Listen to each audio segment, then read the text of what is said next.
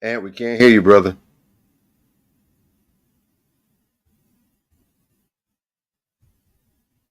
My bad. Let me restart that again. Welcome to another week of Manifestations 2020. So great. It's a bitter and sweet moment this week. We have a great show for you guys tonight. It is our last show for the year, and we wanted to make a good one going into the new year. So tonight's show is about vision boards, taking it to that next level, standing on business with all of 2024. Um, but it is a great, it's a bitter moment because it is the last show of the year to close out 2023, which has been an amazing year for Manifestations for us. Throughout the whole year, we had so many great guests, so many great people that has commented on the show, so many great feedback, so many great interaction, communication, and future networking and broadcasting with other people in different platforms. So it's been an amazing year. I couldn't wish for a better year. I think it was just phenomenally dope, and so much looking forward to 2024, where we have so many great things coming. And like we said last week, we have Major that is doing the artwork, the new artwork for us, and the song. So you guys look forward to that in 2024. So many other things that we have coming up, special guests that we were supposed to have in 2023, but because of their schedule was pretty hectic, so we're definitely going to get them on board for 2024. That I promise you, that will happen. So we're looking forward to it, man. But tonight is Christmas Eve, leading into the next year. It's a special night for everybody. Hopefully, everybody's with their family and their families, sound and safe, away from the outside chaos. I'm also glad that Christmas falls on a Monday, so you get to enjoy the extra festivities of the Sunday and then don't have to worry about going and waking up to the craziness on Monday morning. So let's enjoy that special night tonight with us.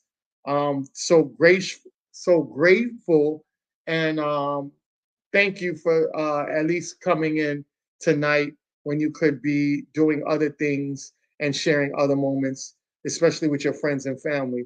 So we appreciate that. We don't take that for granted. You guys do ride out with us. I know sometimes we do get a little long winded and we can carry on for hours, but you guys still stay here from the beginning to the end. And we graciously thank you for having so much patience and giving us so much grace and giving us affirmations and just a warm welcoming and comfort of knowing that what we're doing here and what we built is to empower and help our people in a positive direction. So again, kudos more to you, the fans, the listeners, and everybody out there, because you guys are the real MVPs that keep the show like this going on. As much platforms they have out there that just promote all the BS and the negative narratives, you guys enjoy this platform, and that says a lot. So, with that being said, I definitely want to hand it over to my fellas and let them share their piece before we get into tonight's topic. Just to reflect back on the shows, let everybody know, how this year has been good for you guys so far. The pros and cons, whatever's on your mind. Just let the folks out there know what your thoughts are.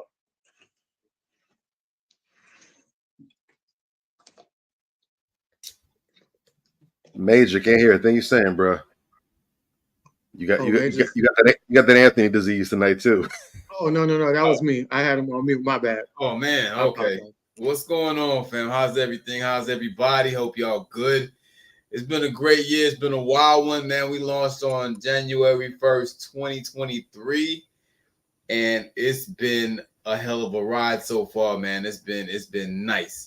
You know what I'm saying? A lot of people have come on. People have told me how much we've touched them, how much they appreciate our content, how much they appreciate us, how much they appreciate the positive message that we're putting forth, and so on.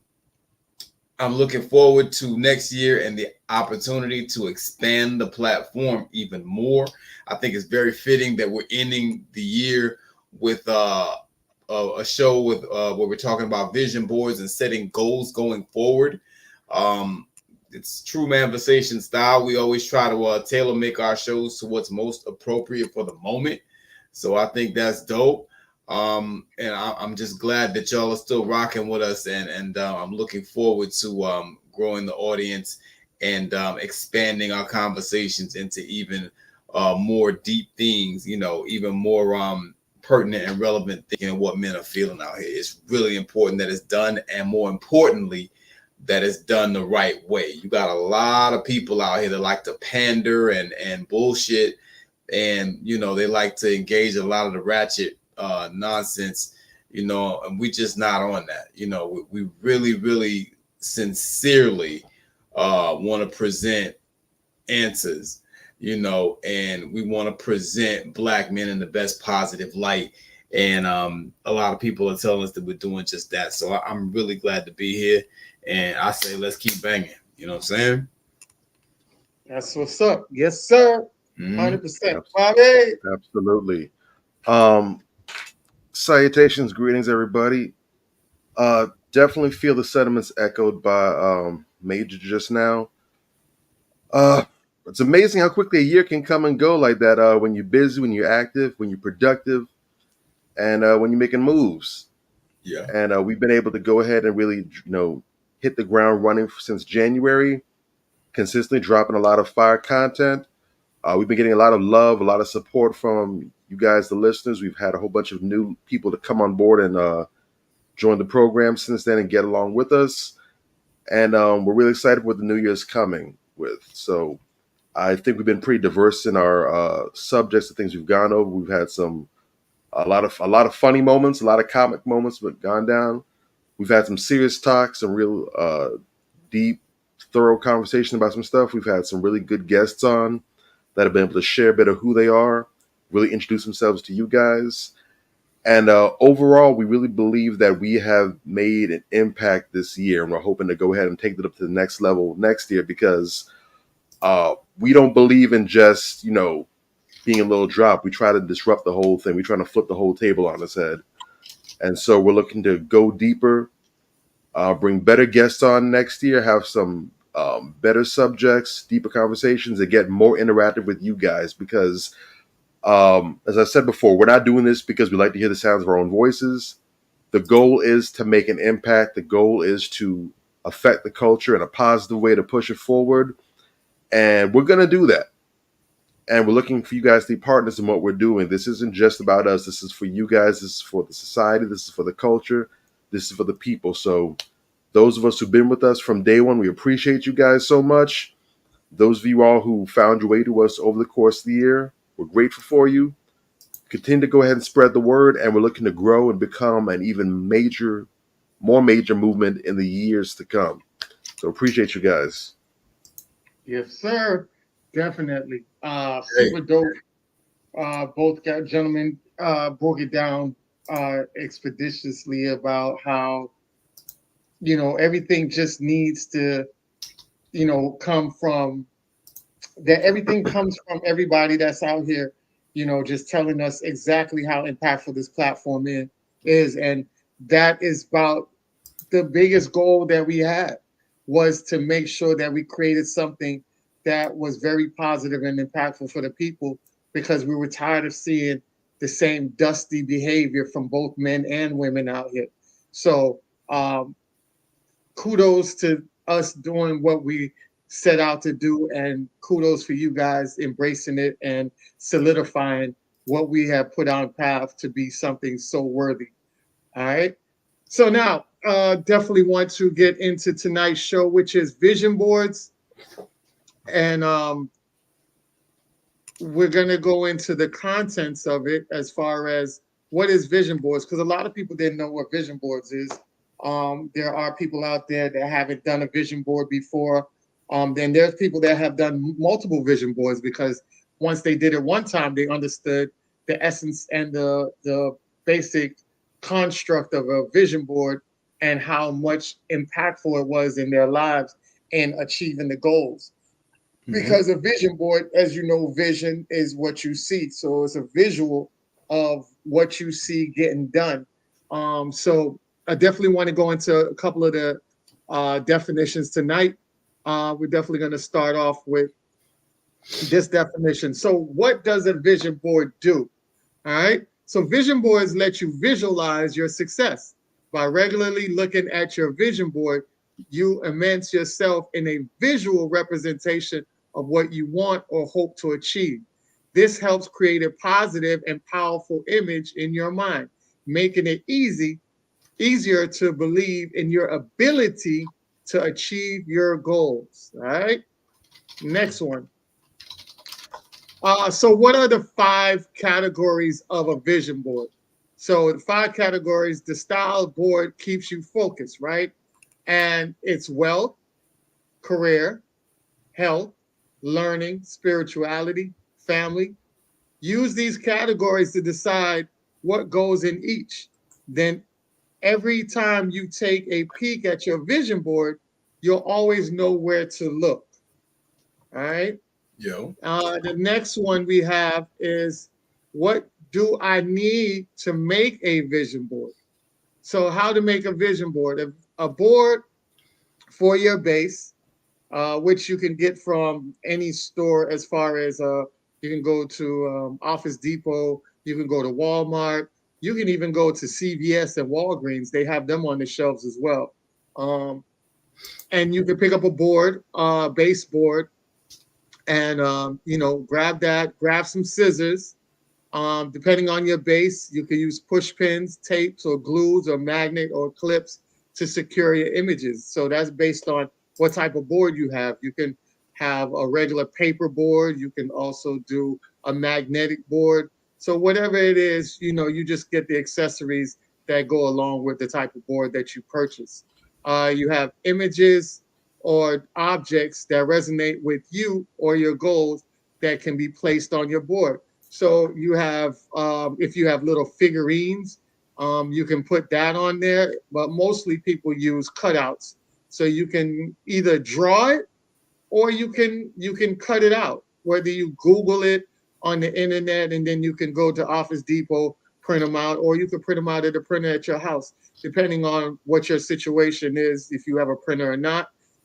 So you Google it, Google your images, everything about your goal that you're trying to achieve, print it out, cut it out, and then you can place it on your board, whether you're using the stickers, tape, glue, whatever the case may be, to hold it down against that base you have. You can use stickers, markers, or any other extras you want to add if you choose or wish so. All right.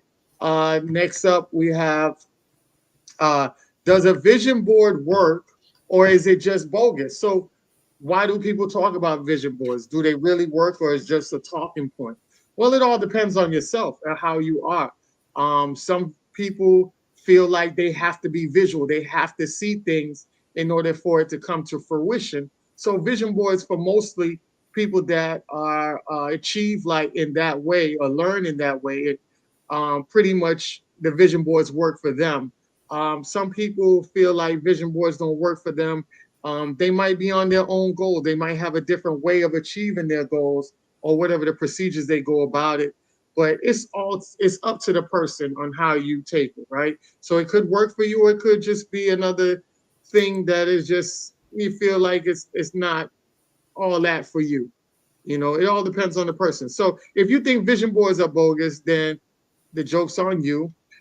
They work, and they're actually a real simple explanation of why they work so well. Creating a sacred space that displays what you want actually does bring to life. What we focus on expands. So, like I said, this is just a generalization of it. Everybody learns different. Like I told people before, you have some people that learn out of the books, and then you have some people, they have to physically do the instructions by hand in order for them to catch on and learn it. So it's all based on how your brain reacts, what is best for you. All right. Next up, Vision board. What is a vision board? A vision board is usually a collage of images that represents goals and dreams. It can include cutout pictures from magazines and words that help inspire you to manifest your dreams and get where you want to go. They have a complete guide of how to manifest your dreams and goals as well. All right, go about it in whatever fit fashion you feel is the best for you. Um, what is the purpose of vision boards? Vision boards can be used to condense your thoughts, help you to see the concepts behind your goals, and allow you, in a way, to see wider trends. And the last but not least is with pictures and words. It's an inspirational, motivational, aspiring tool to push you towards your goals, dream, aspirations over the next 12 months.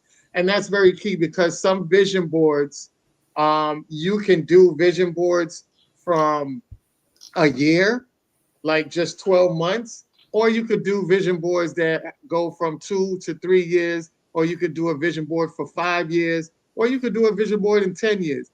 It all depends on what you're trying to achieve and your personal goal on how long it's going to take you to achieve it, or how long do you want to achieve it. I like to do vision boards for the whole year, the 12 months, because I like to just get things. It motivates me to get it done at a speed and a rate that I feel is comfortable for me to do.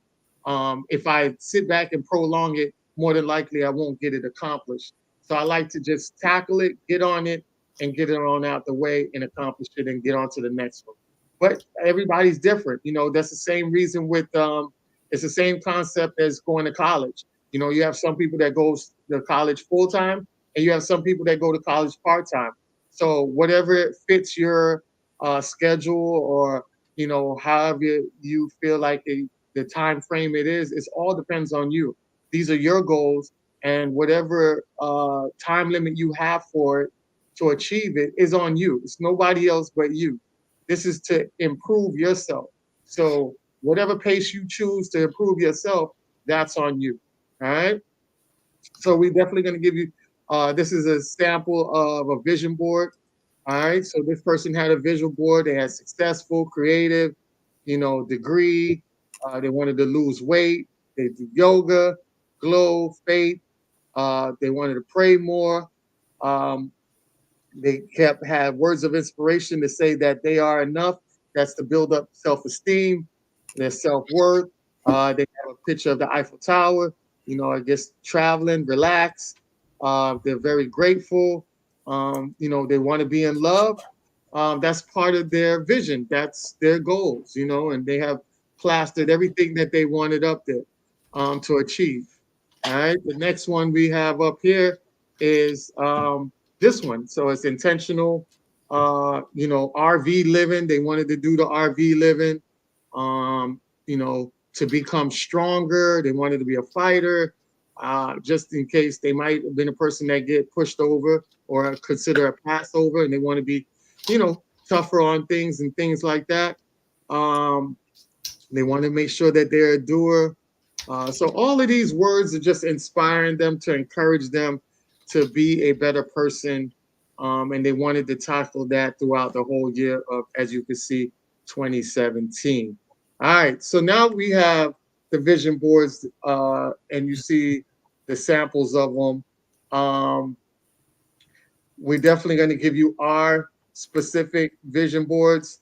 So I'll go first. My vision board for 2024 looks like this. So I'll break it down. The top left corner. So normally when I do a physical vision board, it does look like this. And the reason why I like it like this is because if you notice the space underneath where I'm describing the picture, I normally leave that space blank. And the reason I leave that space blank is that every time that I successfully completed that goal of what I was trying to accomplish, I would write the date of when I accomplished that underneath. Nice. That way, it let me know how long it took me to accomplish it and when I accomplished it. So when you reflect back, you can see, you know, how you did and the time you put into it and how fast you were able to knock it out. That's how I was able to get my radio station up and pumping, my clothing line up and running. So many different goals that I had accomplished. I was able to do that because I put the picture up and I said, you know, it's going to get done this year, but I didn't wait to the end of the year. I just made sure every time on my free time to get things done. And next thing you know, I said, damn, it's up and running. What today's date is. Okay, cool. Go to my vision board and write down. Boom. Now I can work on the next one. Nice. All right. So on the top left, I have increased social media followers. So that is something that this year that I want to do for all our platforms that we have, the Manifestation platforms, my More Empowerment platform, definitely all the social media platforms that we have on Twitter, everything I want to be a little bit better with when it comes to increasing followers. I am right now doing the work to study, watching different YouTube videos to show me how to go about the process of being a better content creator, and also how to get people engaged, and also part of the marketing, how to go about marketing strategies. So all of that comes together to increase the social media followers. I think I have 5,000. I want to get to the 5,000 mark for social media followers this year. So that's my goal, the 5K mark. And if I could get 5K, that is superb. Because as you know, right now we're at 200 and something followers. So if I could get to 5K on the platforms across the board, then that's a dang good outcome, right? So I definitely want to do that. That's in the goals for social media following. The next one I have in the middle next to that is enter a bass tournament, right? So as you know, I love fishing. It's part of one of my what you call stress-free self-care activities, one outdoor with nature. I was real good at fishing. I remember when my dad found out that I was a good fisherman when I started living with him, and he used to enter me in these little tournaments around the park. And I've gotten away from those tournaments because I used to win them. And I said to myself, you know what? I'm going to get back into a tournament. I was following a dude that has dreads and goals, and he goes by the name of Hood Fishing. And Hood Fishing, you can catch him on Instagram. And this dude, this dude is funny, man. Straight hood, goals in his mouth, big Cuban chains out there fishing, and he's pretty good at fishing. Okay. And he entered his first bass competition, and he came in third place, which was super dope. That was his first time being in it. And I said right then and there, I said, you know what? I'm gonna enter in a bass tournament myself. So definitely want to enter in a bass tournament. That is one of my goals. The next one to that is visit 10 new cities. That's my goal. Visit 10 new cities, 12 months. So it's a little bit of about a city a month. And I can knock that off. So that's my goal, to visit 10 new cities. And the thing about me is I love history. So I will map out what cities I want to visit. But before I get there, I do want to map out the historical part of that city and try to gain as much knowledge from the historical parts. I know I want to hit Louisiana, to go down there to New Orleans. They have a deep, rich history. I know I want to go to Jacksonville. They have a deep history. And there's South Carolina. I want to go to the Geechee Gullies. They have a deep history. So there's different cities that I'm definitely going to hit up and get some of the historical stuff. And as you guys know, as you guys follow us here on the platform, we definitely will update you on my Fraggle Rock travel. Y'all remember Fraggle Rock had the uncle that would write in and tell the fellow Fraggle Rocks that where he was, where he traveled to, and what new things he was seeing that was abnormal.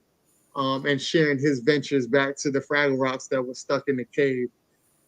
So that's definitely what one of my goals is as well. As you can see, you have down there weapons training. Definitely want to get into some weapons training. Shout out to Amon and the Anubis Gun Club, doing phenomenal things up there in Houston. So definitely want to get more into the weapons training. I think everybody should get into the weapons training because of how the world is turning right now. You definitely want to be in a position to defend yourself just in case anything was to go down. It's better to be prepared than unprepared. So definitely want to be a part of that training as well. 10 new dishes. Definitely want to do 10 new dishes. Learn a dish a month. Try to cook and master that. I think that's very achievable.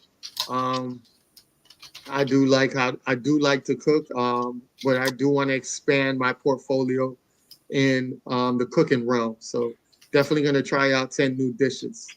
All right. Release an album, a mixtape. I've been rapping for so Hey, long, All right. and I've All been rapping right. for so long, and I've never dropped an album. I have a bunch of singles, so I said, you know what? This year I'm going to creatively sit down and create a nice, thought out album. Shout out to my homeboy Jammer One, who was the one who introduced me to rapping up in Maryland. Definitely be flying back and forth from here to Maryland to record some tracks up there with him. And like I said, I had shout out his album, which to me is one of the best albums that I think dropped this year. And you know, I'm so proud of him. Phenomenal dude. This is his 12th album, you know, throughout the course of the years. So definitely want to work on my first album with the person who introduced me to rap in the first place. Um, the next one is 2 new podcasts launching. So as you guys know, I am launching Politically Dope and The Breakdown. So Politically Dope is basically a platform to basically give us more information on the political realm. Definitely doing interviews with some state officials and things like that. And also, sorry, just giving the general public basic knowledge of what how to view what's going on in the political realm, to understand who is your ally and who's your enemy, despite the disguises that they mask on. So it'd be a definitely dope platform that will be launched this year. Breakdown. The Breakdown is a platform that I've done I want to say in 2018. I started it, podcast. You guys could still, I'll see if I can find the links. I think it's still up and running, but I gotta find the links. But it was on Spreaker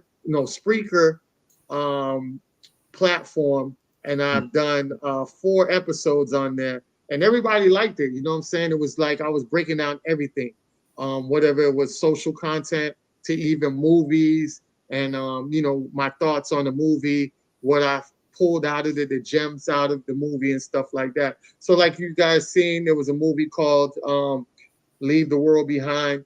I told people there was a bunch of gems in there. So with the breakdown, I would, you know, if that was around the time that I launched the breakdown, I would have broke down that whole movie and put it up there for the podcast. And then while you're at work or wherever, you can listen to the breakdowns. You can agree with it. You can see it for what it is, relate to it, or maybe it just puts you in a prospect to make you see things a little differently.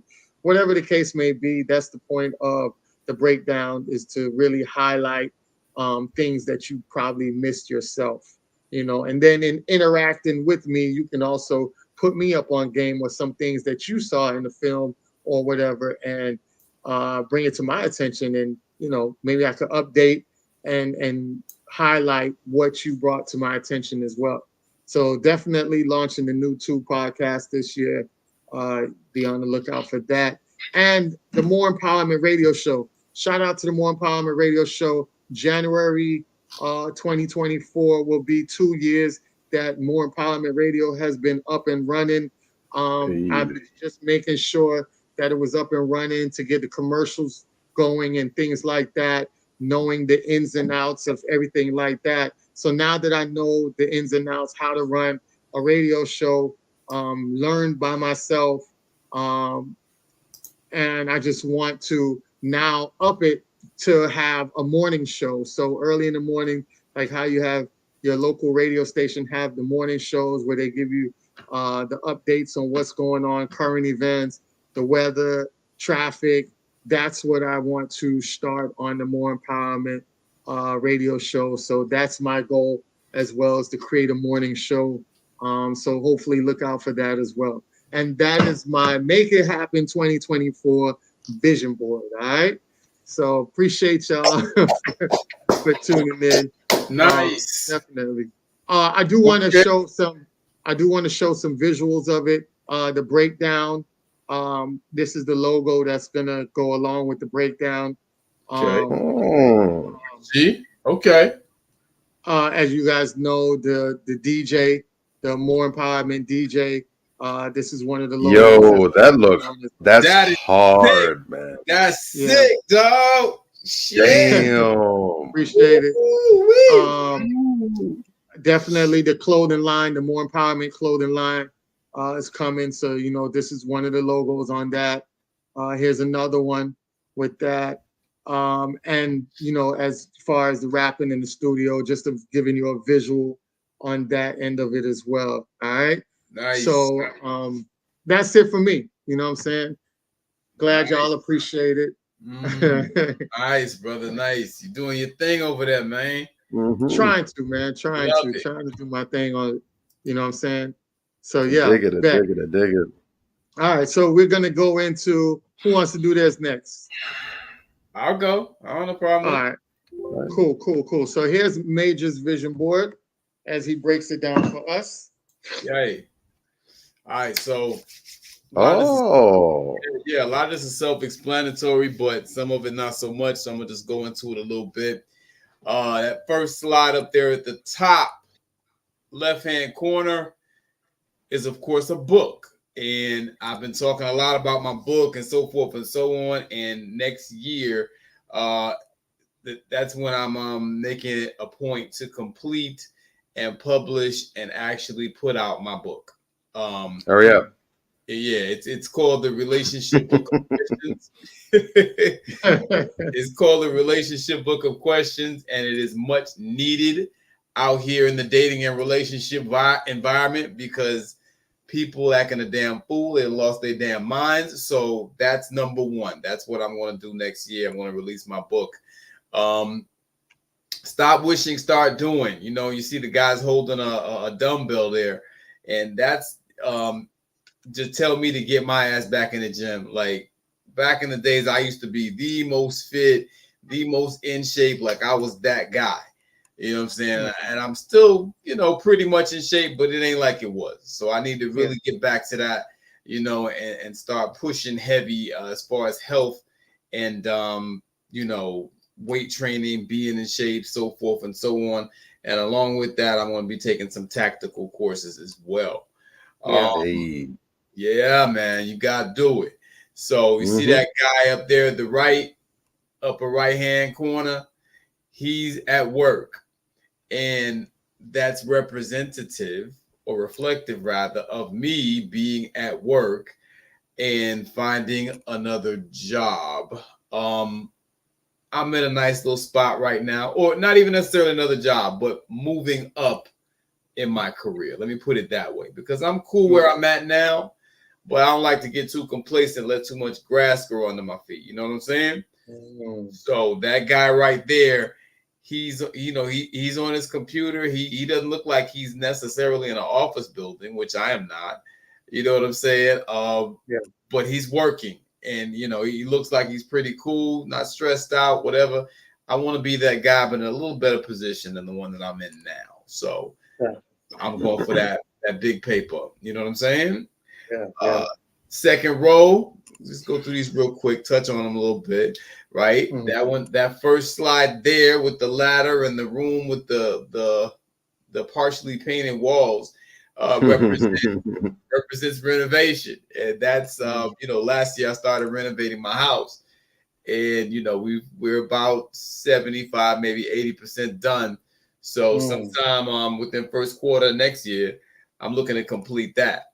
So that's a big deal for me. I mean, this is my first home. I moved my wife in here not too long ago, a couple years, I think like 2 years ago now. And, we've been doing stuff here together. It's a beautiful experience. I love it. We're going to finish that off. Support Black businesses. Yeah. That's a big deal to me. I'm going to really go out of my way on this show and everywhere else I go to promote the hell out of Black businesses, because we need that in Black society. You understand? Yeah. We really need that in Black society. If we had us, we wouldn't need nobody else. You understand what I'm saying? And too many people out there, they don't get it. They don't see that. So I want to really go out of my way to do that. And most importantly, to set the example by being the example. You know what I mean? And, making sure that I'm taking my money and putting it into as many Black businesses as I can in 2024. That's very important. That's imperative. You see, I got the Maybach slide up there. Beautiful car. Maybach music. You dig? I'm not sure if I'll get that model, but I'm in the model for a new car. You dig? Yes. So I'll probably knock that out by the end of January. I'm just real picky. So nice. I'm gonna jump on something, you know what I'm saying, and get that cracking. You see the baby carriage. Make sure you get yourself the mink coat to match as well. So if you're gonna do it, don't play about it. Do it. That's what I'm saying, man. You gotta get the mink. You dig? Yeah. So, I'm feeling that. You see the slide there, the baby carriage. You know what time it is. Yeah. You already know. I'm married January 15th, Dr. King's birthday last year. This year, rather, 2023. I married my beautiful wife, and we plan on. We said we're going to take a year and just enjoy the marriage, just enjoy us, and then we're going to start working on a family. And so, in the spirit of being true to that promise, that's why you got that baby carriage there. Right next to that, right next to that, you got our current logo, and I say our current logo because we have a new one that we'll be launching next episode. We'll be launching the new one, so that's great. Yes, growing my Manversations 2020 or our Manversations 2020 audience. That is going to be a priority next year. I'm going to be like a pit bull all over that. You know what I'm saying? So that's a beautiful thing. Next to that, something that's also very important to me. I told you, Ant, about, I have a group of IT brothers that I kind of got together, and we're going to kind of expand our IT group or whatever, our IT help group, I guess you could call it, to try to more aggressively put more brothers and sisters in quality IT positions. What I'm saying? That's and if we can expand it beyond that, even better. But right now, since I'm in IT, my focus is in IT. Correct. You spoke about weapons training. We all need to be on that. So I made sure I put that up there. I'm gonna go back. I started weapons training before. I'm gonna go back and get deeper into it, and also build a weapons cache of more significance here at the homestead, because you got all this crazy shit going on out here. And then the slide next to that is just fun. Because, man, I be working my ass off out here, and I hardly ever have time to enjoy myself. My wife is always on me about that. My mom is always on me about that. So I want to make sure, for my wife and for my mom and my dad and others, that slide right there is for you. I'm going to make sure I make more time for fun next year. The next slide is also for them. Not so much my wife. I see her all the time, but my relatives and extended family, whatever the case may be, I don't talk to them as much as I should. So Auntie Chico, Auntie Njeri, my pops, I'm trying to think who else, Octavius, Louis, Bernard, Christopher, all these guys, my god brothers, real solid guys, man, that I love to life. Yeah. Lionel, all these guys, make sure I reach out to them more, make sure I keep in touch with them more, and just, be a more, not be so distant. With men, a lot of times we're very distant because we always focus on the grind, and that's great. But you got to make time for those people. That's your day ones, man. You got to make time for those people that's important. So there's that, and then that last one there, is just a map of the United States, of course. And I'm going to be doing some traveling next year, which is twofold. One, I just want to travel. I want to take some places I just want to take my wife to, expose her to some, some new things, whatever the case may be. And also we are scouting. It's traveling slash scouting. We're scouting different cities because we're thinking about moving. So those are the two things. I'm doing it for those two purposes. Thinking about moving to another city, and also, getting some just getting some more culture and some more travel experience, whatever the case may be. And specifically, we're traveling out of Florida, as I've said before in the show, because it's a little South Florida, especially. I don't know how conducive this place is to raising a family. There's a lot of ratchetness and fuckery and so forth down here in South Florida. You know what I'm saying? And I'm just not, I'm just not for it. You know what I'm saying? Like, kids grow up too damn quick down here. You dig? So that's what's up. That's kind of where I'm at with my vision board. I'll land my plane there. Shout out to the comments. I see they were showing some love for some of the stuff I was saying in there. I appreciate y'all. And that's what it is. Yeah. Definitely. Most super definitely. dope. Super dope. Love it. Love it. Yay. All right. So, Bobby, you up? Let's go. Let's run it. Yay. All right. So, some of the items that were touched on from both you guys are similar to what I got cooking. Okay. But really quick, you're going to go through it. So first up, top left corner, I have no idea who the handsome brother is, but as you can see, he is currently fitted up with a very nice gi. He's a black belt. I believe it's in jiu-jitsu, but it looks like he has a medal. I think that's from the Pan Am Games, or it could be from IBJJF. I'm not sure, the International Brazilian Jiu-Jitsu Federation. But definitely looking forward to advancing in my martial arts journey this coming year. And I want to be more active with competing. So last year I got in about I competed 3 times. I did my first 3 tournaments locally down here. Did pretty all right. 2 were in the same weight class. 1 was in a lower one because I did lose some weight over the year or so.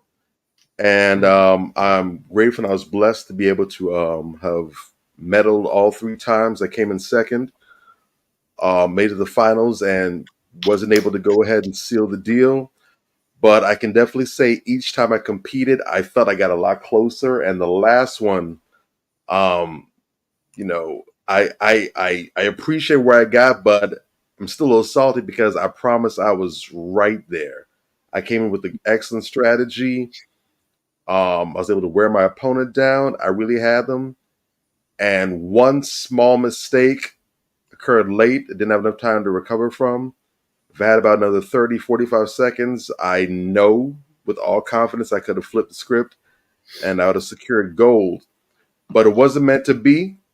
And I was able to make note of the fact that it was the same issue that I've been having in the previous competitions that was slipping me up. And so I know that once I conquer that, I've been working feverishly on tightening up in that area.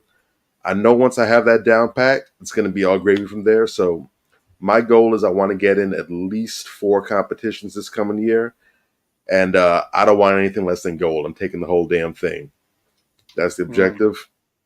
I'm also looking to not just stay locally. So everything has been in the same area. It's been with the New Breed Jiu-Jitsu Federation. Shout out to New Breed.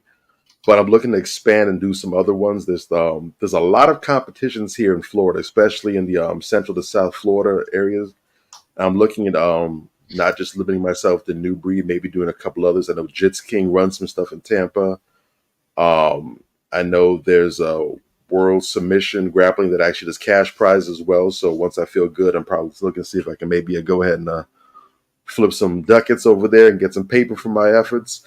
But I really want to be active and really just grow as a competitor and a martial artist. And I remember one of my first professors when I first started, he said that you go to one turn, just not even competing, but just going and just being there and watching all the different actions, the different matches and everything. He said just one competition is probably equal to about 30 classes because you see so much. You see so many different people from different places, their styles, their strategies, their movements, and everything. And really, when you're in a competition like that, it's the closest that you're going to get to being in a real life, on the street situation where you're actually defending your life. Because when you're in class, when you're rolling with your buddies, whatever, it's lightweight. You're just going over stuff, really not trying to hurt anybody. You're just doing your thing. When you're in a competition and you're going all out, that's as close as you're going to get to being on the street and life is on the line. Yeah. So I find that you really get to see who you are, get to learn what you're made of, and just dealing with the nerves and everything else that's going on. It really does a lot to prepare you and show you who you are in that moment. So I like that more than anything else. Everything else is just runner up for me. So I'm looking to expand and grow in that regard. And I'm not looking to just stay in my own backyard when I'm doing it either. The picture next to him, that's a brother. He's out there traveling. He looks like he's in somewhere exotic that feels like maybe Southeast Asia. I know there's some spots in Thailand that look like that. But I'm definitely looking to travel more this year. And not just internationally, some local spots as well, too. I want to go out and see more of this world that we live in. I definitely make more time for self. I'm looking to work very hard this coming year. And I believe that you should play hard and rest hard just as hard as you work. Because while it's good to have goals, it's good to accomplish them, it's good to, expand your career, to do more, to be busy. You also were not just put here to be a machine and do all that until the day you die. You should enjoy some of the fruits of your labor. You don't get, sucked up in getting complacent and just, being nothing but relaxation all the time. But you want to definitely see and get to actually enjoy some of the stuff that you're working towards and just, celebrating that. So I want to definitely be more active in doing that. That's also with the same deals with the slide on the bottom as well, or the right next to it on the beach over there. Really want to be out there enjoying and soaking up this world. Yay.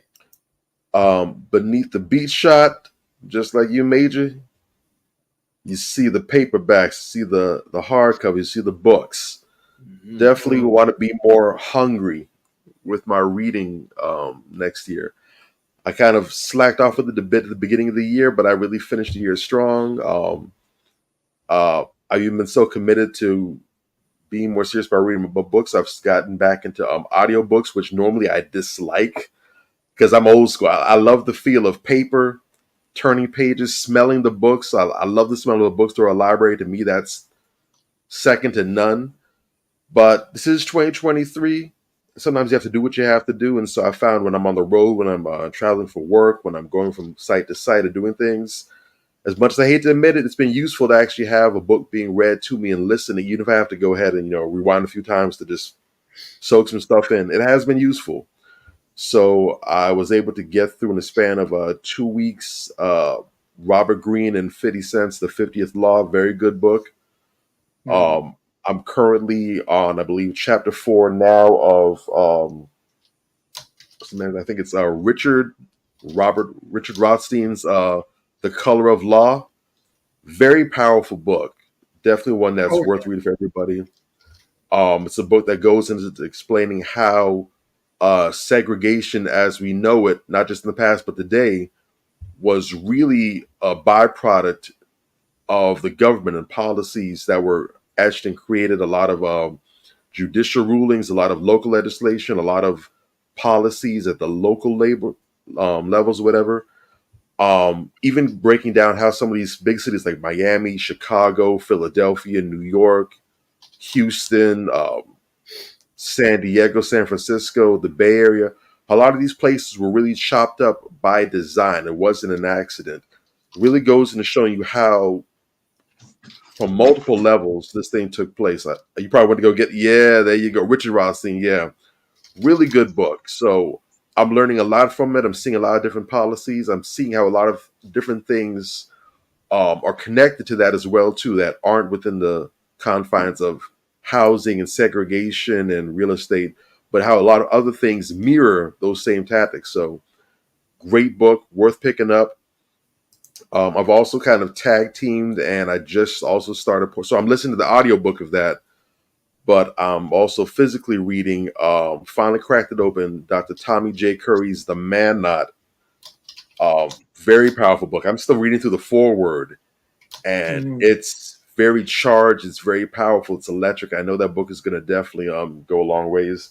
We're trying to get a little reading group going on with some brothers as well too. I know one brother just said he picked it up and he's looking to get started. So, Great. and you guys are welcome to get into that as well too. We're going to see if we can really get into it. Nothing crazy, maybe a chapter a week. It's heavy material, so it wouldn't make sense to try and go deeper than that. But really just reading good books that are inspirational, fiction, nonfiction. It's about overall expansion. It's not just reading things related to Black empowerment, but also things that are relaxing as well. Really trying to build the whole mind.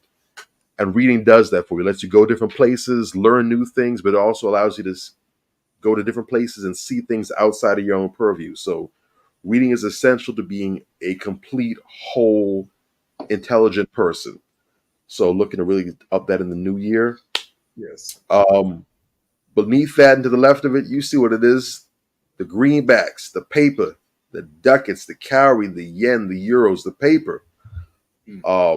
Definitely looking to go ahead and pad my accounts, my portfolios this coming year. I'm looking to go ahead and make some real big money moves, both where I am and also taking on some business endeavors too, looking at some things. Very serious and intentional about the building, not just the generational wealth, but wealth here as well too. I want my descendants to benefit from the largesse that I'm accumulating, but I also want to be able to have some of that to appreciate and to make use of for myself and for my immediate family as well too. So, going to look to really go ahead and explore ways on how to make my paper work better for me in this coming year, and to go ahead and expand that and add some more to it as well. To the left of that, got my brother there, Simeon Panda. Shout out to Brother Panda. For years and years and years, back when I was originally a gym rat, way back in the 2010s, had a lot of different people that I looked to for guidance in terms of physique, in terms of workouts, styling. And from day one, Simeon Panda has been one of the brothers that I've respected. He's been consistently in that game. So when everybody else was really starting to get on social media, YouTube and stuff and make a presence, he was there from jump. Still has great content on his page. He's been featured in all kinds of publications from bodybuilding.com, Muscle and Fitness Magazine, Men's Health. And his workouts from back then have been very inspirational for me. A lot of programs of his I followed. His Wheels program was responsible to large part to why my legs still have the size that they have now. Those things hurt back in those days, those squats, those lunges, all those things he had me going through, but they worked tremendously well. And even though I'm not lifting like I was back then, I still feel the benefits of those. So appreciate him. But the goal is to take my physical fitness and my health to another level as well too. Nowadays it's different. I lift more for my martial arts and jiu-jitsu goals. So it's more functional strength, hip mobility, core power, grip strength, that kind of thing. But I'm definitely looking to up that to a next level as well too. Want to get stronger. Really want to put in more work in mobility, being more mobile again, not just for my martial arts performance, but for life. As you get older, it's thinking family, I'm thinking long term. It's very important to me to be able to keep up with my children when I have my children. I want to be 60, 70 years old, and I want to be able to get on the floor with my grandkids, my kids. I want to be able to dunk on my son, my daughter, blaze their ass in those foot races and the family picnics and the family reunions. Let them know you got a long way to go before you can touch this old man. But I want to be strong and healthy and fit for my family. I think it's important to not just leave financial wealth to your family, not just good to leave intellectual wisdom and game to the family, but I also want to leave a legacy of fitness and health to my family. You know, my mom, God bless her, she's in her 70s now.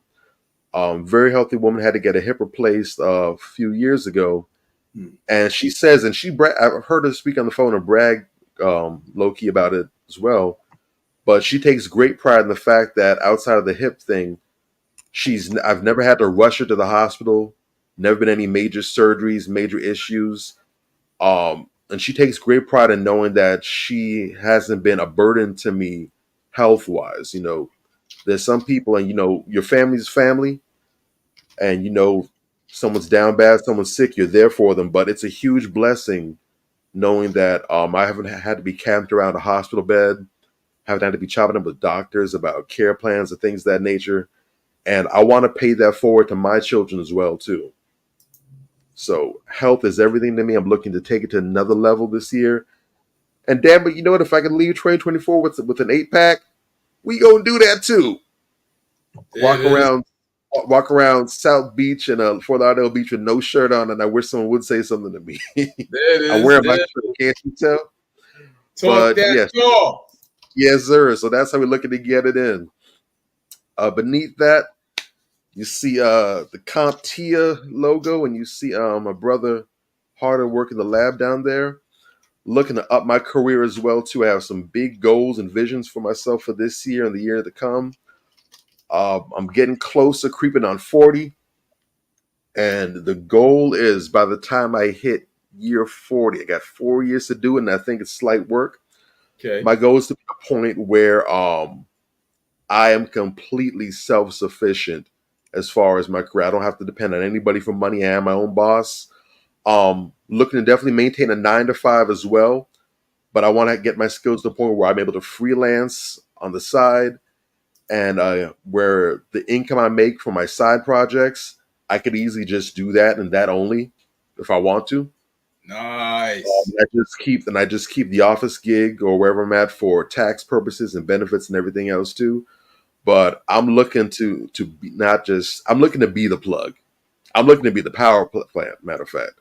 Yeah. And Yeah. I'm definitely here where I can do that. I was hoping I could close out the year with another certification.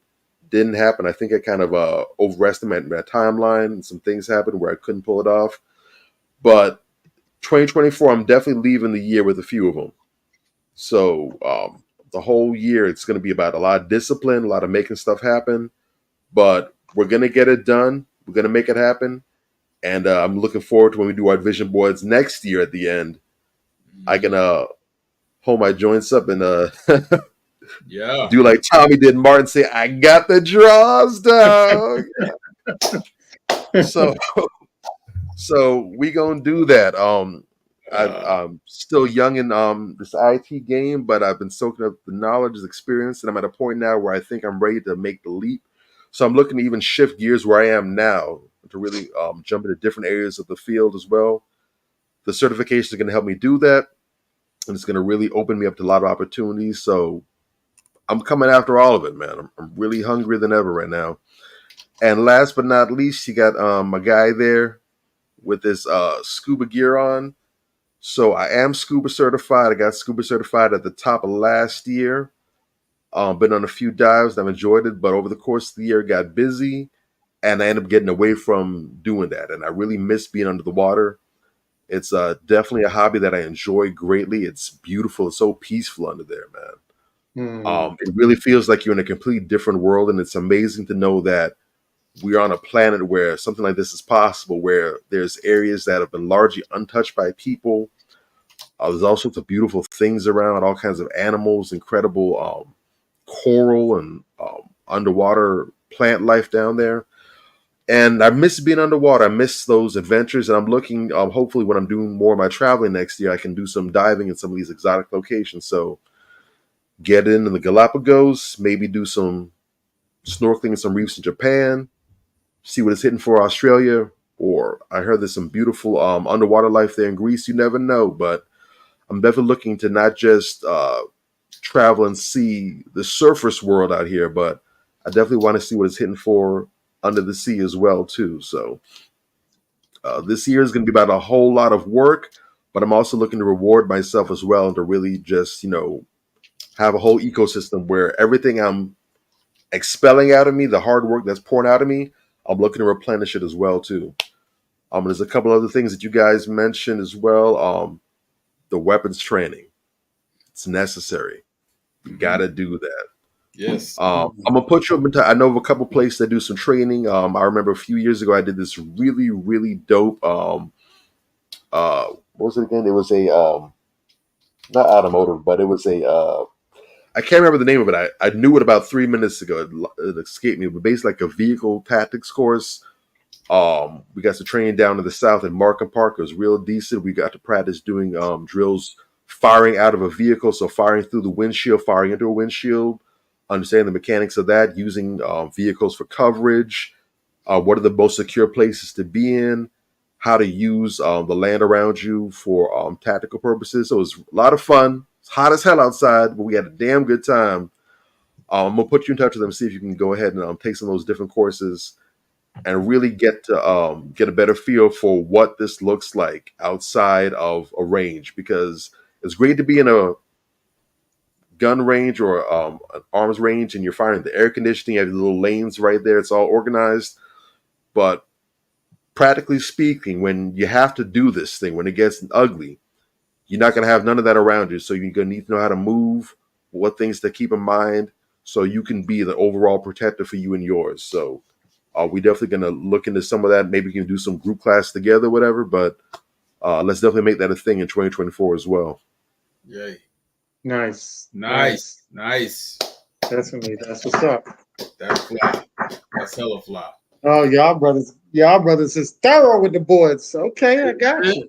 That's what it is. Oh, we don't play. Yeah, I see.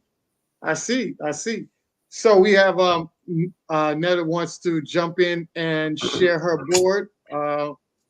Definitely click the link in the chat and we'll bring you up on stage and you can show your board. I have your board here.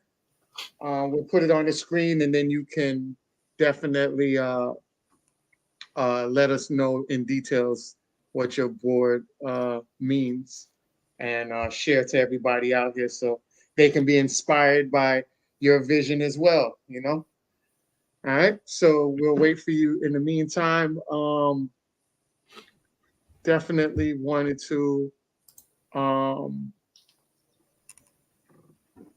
get into what I wanted to show real quick. There was something that I wanted to show. Yeah, Jason Black had some words of wisdom that I think you guys. So while we wait for Netta to jump on, I wanted to show this post where Jason Black says, men, the most powerful thing your grandmother ever gave you was the example of a woman who knew how to build families. The woman you chose will either build families or destroy yours. She'll either give you strong sons in your image or weak sons who will kill your legacy. She'll either give you virtuous daughters in the image of your grandmother, or she'll give you harlots who will shame the women who raised you. Ruined families aren't accidents. They are the results of men choosing selfish women and expecting her to flip and become selfless with your future. Whoa. Choose wisely. Whoa. Wow. Whoa. That's heavy. And listen, coming from Jason Black, I expect that. And damn, the boy here, whoo, wow. I gotta post that up. I might make that my picture. God when damn. the OGs talk, you listen. I'm tossed out of my arc. I have a whole little inspiration cache that I got, like a cache for different things. I got cache from martial arts moves. I had a cache from funny stuff, whatever. But I got a cache for inspirational stuff as well too, that I just dig into, want some ideas, or I just want to remind myself of some things. Yeah. That is going in the inspo cache. That is powerful. Yeah. Woo, boy. When you talk about building families, it's no different from building a house, from building a building. The foundation is going to determine what you build. It's going to determine what kind of building it is, how tall, how high it can be built, how wide it can be, uh, how sturdy and durable is it going to be? Is it a little rinkety dink ass shed, or is it going to be a mansion, or something in between? But the foundation is everything, and the foundation of your family is the man, the woman, the husband and wife. Yeah. And if you got a garbage family, if you're a garbage man and you get a decent woman, it ain't gonna pan out. If you a decent man, you got a garbage woman, it ain't gonna pan out. You gotta make sure that the foundation is solid, and then whatever you build on top, the sky's the limit. So that's powerful. That is powerful. And what I like about it so much is the insight that he's speaking with when he's saying this. The most powerful thing your grandmother ever gave you was the example of a woman who knew how to build families. Now, I'm not talking down on anybody's mama per se, but what he's saying is, in essence, because he's talking to a lot of the younger men, and a lot of their mothers, a lot of their parents generally, but mothers more specifically in this case, have failed them in the most miserable way. You know what I'm saying? And unfortunately, a lot of times when you want to find some of the better examples of women and Black womanhood, thorough, essential Black womanhood, unfortunately, you got to look back a couple generations if we keeping it a buck. You understand what I'm saying? If I had children right now, they would have to look to their grandmother, who's my mother. You understand what I'm saying? Because, you know, the older you are, unfortunately, you know, a lot of these women, they embrace this thought hoe culture. They just do. Either they have the ones who soft shoe do it, or the ones that's just hardcore balls to the walls with it. You understand what I'm saying? But in some way, shape, or form, they embrace it. And if you're one of these people, let me make sure I'm clear on this.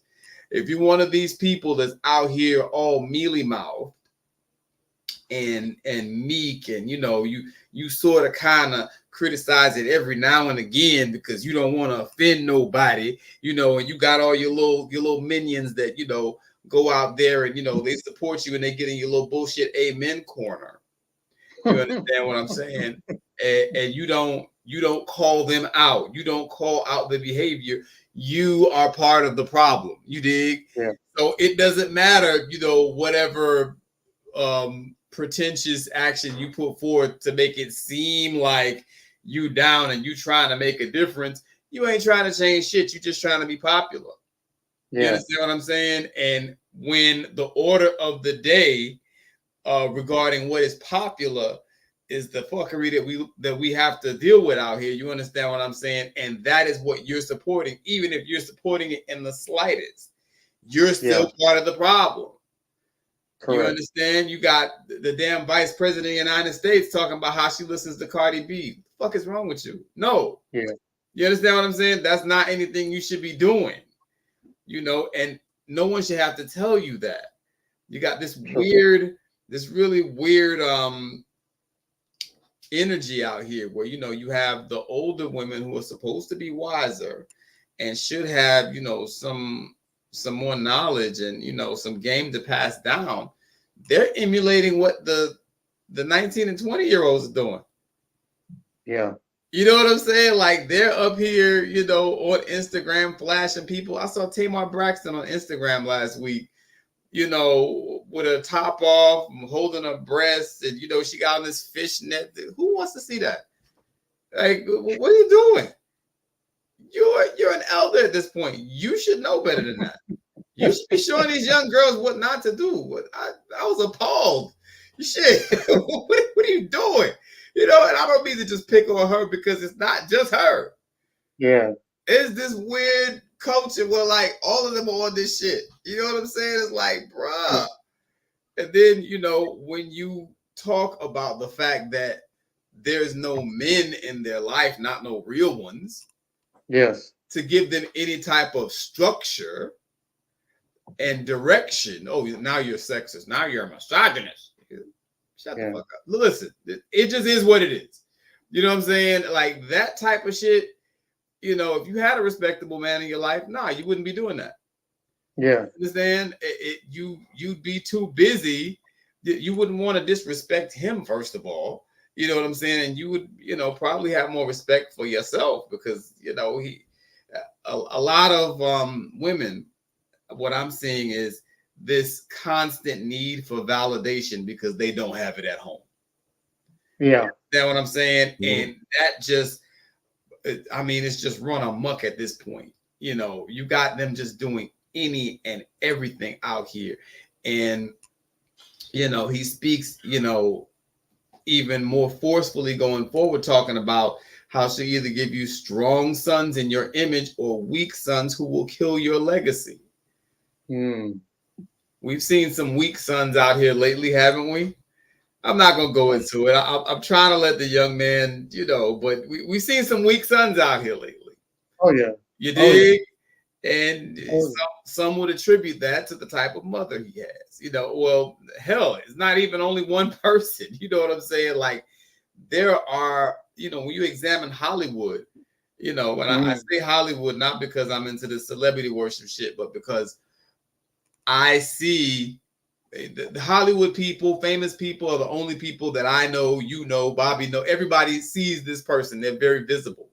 You understand what I'm saying? And you got a gang of people, who they're famous and they have wealth and all this type of stuff. And, they go settle down with some harlot, like Jason Black said. And, for whatever reason, their son's coming up and there's all type of questions to his sexuality. You understand what I'm saying? Like, this should be etched in stone somewhere. Yeah. He hit this one out the park. And she'll give you harlots who will shame the women who raised you. Ruined families are not accidents. And this is why I be on top of people all the time. Yeah. Ruined families are not accidents, bruh. This shit don't happen. Oh, oops. And your family just all over the place. And, y'all out here acting like a bunch of goddamn, untamed zoo animals. It don't work like that. And we really, really, black men in particular. I know, the ass looks good in the shorts, you know what I'm saying? Or the ass looks good in the tights, whatever the case may be. Brothers, we have to learn to leave the trash outside. You understand what I'm saying? Same with sisters.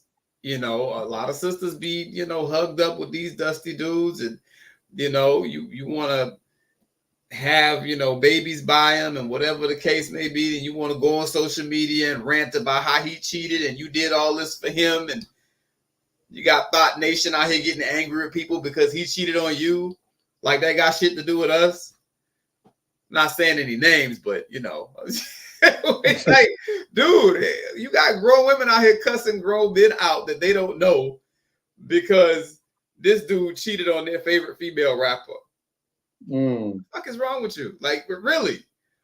You know what I'm saying? But just to say, that also applies to the women. You're a good, quality, solid, decent person who's got yourself in order. You need to make sure that you go out of your way to do the proper vetting. I'm going to say it. And bring in that type of person so that you can build a family together. You understand what I'm saying? And you can have a life together and you can raise your kids to be the best they can be. And I got the perfect meme and video, and then I'll let Bobby take it from there. Bet that up. So the meme is sometimes being a good man isn't good enough. You have to know when it's simply not a good fit and move on. Right. Real talk. All right? Real talk. Men, you got to stop forcing it.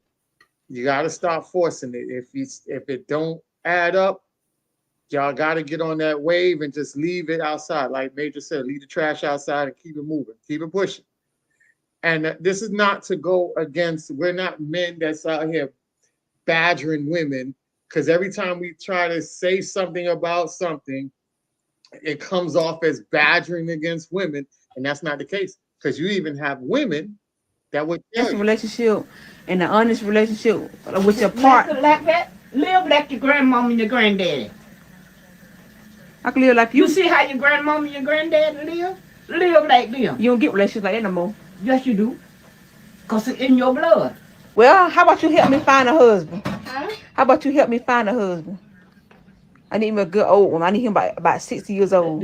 That's all. It doesn't matter. It ain't the oldest. It ain't the youngest. It's the treatment. It's not the oldest, Amber. It's not the good-looking one, Amber. It's not the one got money, Amber. It's the one honest. And not too many of them honest nowadays. Oh, yes, you can. Yes, you can. There's some good men out there. But what it is now, it's the women. It ain't the men no more. The women going bad. The women's going bad. It ain't the men now. It's the women done gone bad. You gonna flip the script on us? Yeah. It's the women done gone. You a woman yourself. I'm a woman myself, but I don't do half the things I see these women do now. They don't care no more. Cause that's when the men don't respect them. Oh. That's why. Let me tell you something, Amber. You got to give a man respect to get respect. Oh. You know what I'm saying? You got to give your husband respect to get respect. Cause as long as you respect him, and all right. So she Oh. Hey, don't cut Granny off. Hey, she was cooking. She was Respect your cooking. elders, young man. She wasn't finished. Put her back on. Cooking. She can close us out. The video ended right there. All she said was, she just said that there's good men out there. You know what I'm saying? It wasn't much after that. She just ended it with, "There's good men out there." Listen. You know, it's you, it's the women. The women are out here Shut- with the foolishness. Shut She said- your mouth and keep on talking. You listen. Yeah, she said that she's seeing shit that she like, the shit y'all doing. We would never do no shit. It ain't the men, it's y'all. Listen. And one thing I think a lot of people didn't take from that video is she tried to get her on that feminist shit. Like, hey, you're a woman. Why would you even go against us? You're a woman yourself. The girl Like, game no. thing. Accountability is accountability. I ain't It gonna is. sit here and pump some bullshit in your head. No, it's women. I'm Right. a woman. I'm telling you, that's some fuck shit. You know it's bad when a woman, an elder, is telling you, nah, y'all on some bullshit. Yeah. And they're not the only ones, bro. Let me tell you something. I talk to my mom all the time about this. And I tell these little chicken heads all the time they got a problem with me. Because I'm a little, you're a little nicer than me, and I think Bobby's a little nicer than both of us. Me, I don't give a fuck. So you know what I'm saying? Like I was telling, I tell them. Catch me in a bad mood. Listen, Catch me in a bad mood. I'm worse than you, bro. hey, bro, let me tell you, I was having a little back and forth with one of these, chicks this week. Well, a couple of them, and they, was talking all this bullshit, whatever. Apparently. The world is going to be destroyed because Offset cheated on Cardi B. Whatever, right? You know what I'm saying? And like, I'm listening, I'm sitting up here listening to these grown women legit angry at men and talk about how men ain't shit and y'all this and y'all that. And I ain't did shit to you. You know what I'm saying? Like, what are you talking about, y'all and men? And this is one dude. Yeah. One dude who had a problem with one woman. And she out here saying, oh, XYZ, blase, squaze, this, that, and the third happened. And we don't even know. Because let me keep it a buck. I've been accused of being unfaithful before. And I never was. You know what I'm saying? But you couldn't tell this monkey that was calling me unfaithful that, you couldn't tell her anything because she convinced herself in her mind that I'd been unfaithful.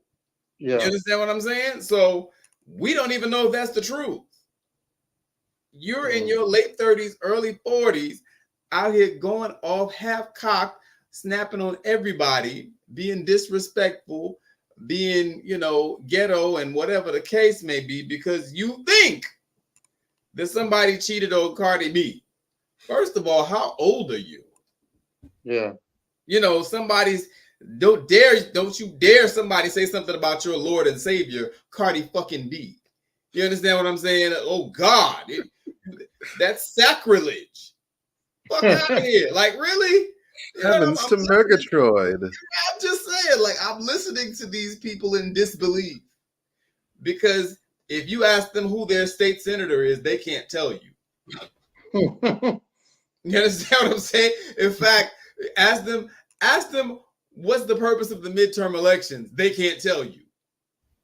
You understand what I'm saying? They think that the president is a dictator. They don't even understand how the Senate and the House works. They don't know. Dude, you're asking for way too much. I keep on, and I made a solemn vow to myself, and I'm gonna keep my word. I'm a man of my word. I keep promising that every time the moment calls for it, I'm going to bring this up, because I don't think this is fully understood in people's minds yet. Okay. It has been reported. They have done this. They've done the studies. They've done the research. It has been reported as of 2018. I don't know if they've updated it yet. I suspect it might actually slide backwards as opposed to forwards. Mm-hmm. The average literacy level of the average American adult is at a 6th grade level. Mm. You are dealing with people as a whole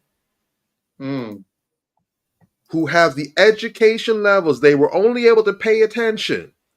The brain was not able to get beyond 6th grade. They're in the same boat as the average middle school student at best. Wow. Yeah.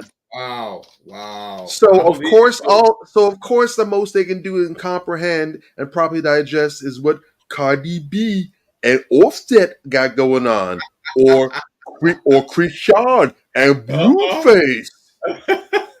Of course, that's what's governing the day-to-day discourse.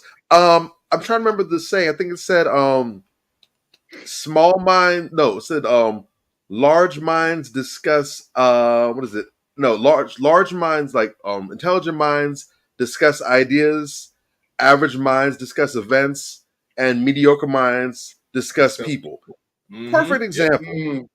Real talk. Perfect example. Mm-hmm. That's why the gossip chit chat is so prevalent. That's why they harp on that. And if you notice, most of that gossip, it's seldom anything positive. They're not gossiping about good, positive things. It's gossiping about stupid crap. Who cheated on who? I can't believe it. No way. That just can't be. I wouldn't put up with them if that's what. Of course, it sounds like that. Let me talk about politics and upper level. Let me make sure I draw this distinction right here for the short bus kids. You know what I'm saying? I really want to make sure I draw this distinction, because they like, you be talking about celebrities, you be doing that too. No, dumbass. I don't talk about celebrities. I'll take a situation that involves celebrities and I'll use it as a proxy. I'll do one of two things. I'll use it as a proxy to discuss a larger issue, or I'll have a conversation and create a dialogue about the influence of said celebrity over the people in general. Let it be a positive one or a negative one. That's not the same as caring about celebrities or talking about celebrities. Object lessons. And you dig? It's not. Wait for it. I got my Harry Potter cloak on. Hold on. Object lessons and case studies. Right. Yeah, I'm just saying. What's the difference? My God, they don't get it. They think that you're talking about celebrities and just gossiping just like them because you mentioned a celebrity. I never salaciously just mention a celebrity just for the sake of doing it. You know what I'm saying? But shit for brains in them, that's what they do. So they're not able to make that distinction. So yeah. You got to kind of break it down, to the point where we're having positive and constructive conversations around, what it is these celebrities do, and, talking about their impact on society, and, taking whatever situation who cares if Cardi B got cheated on by Offset? I don't give a damn.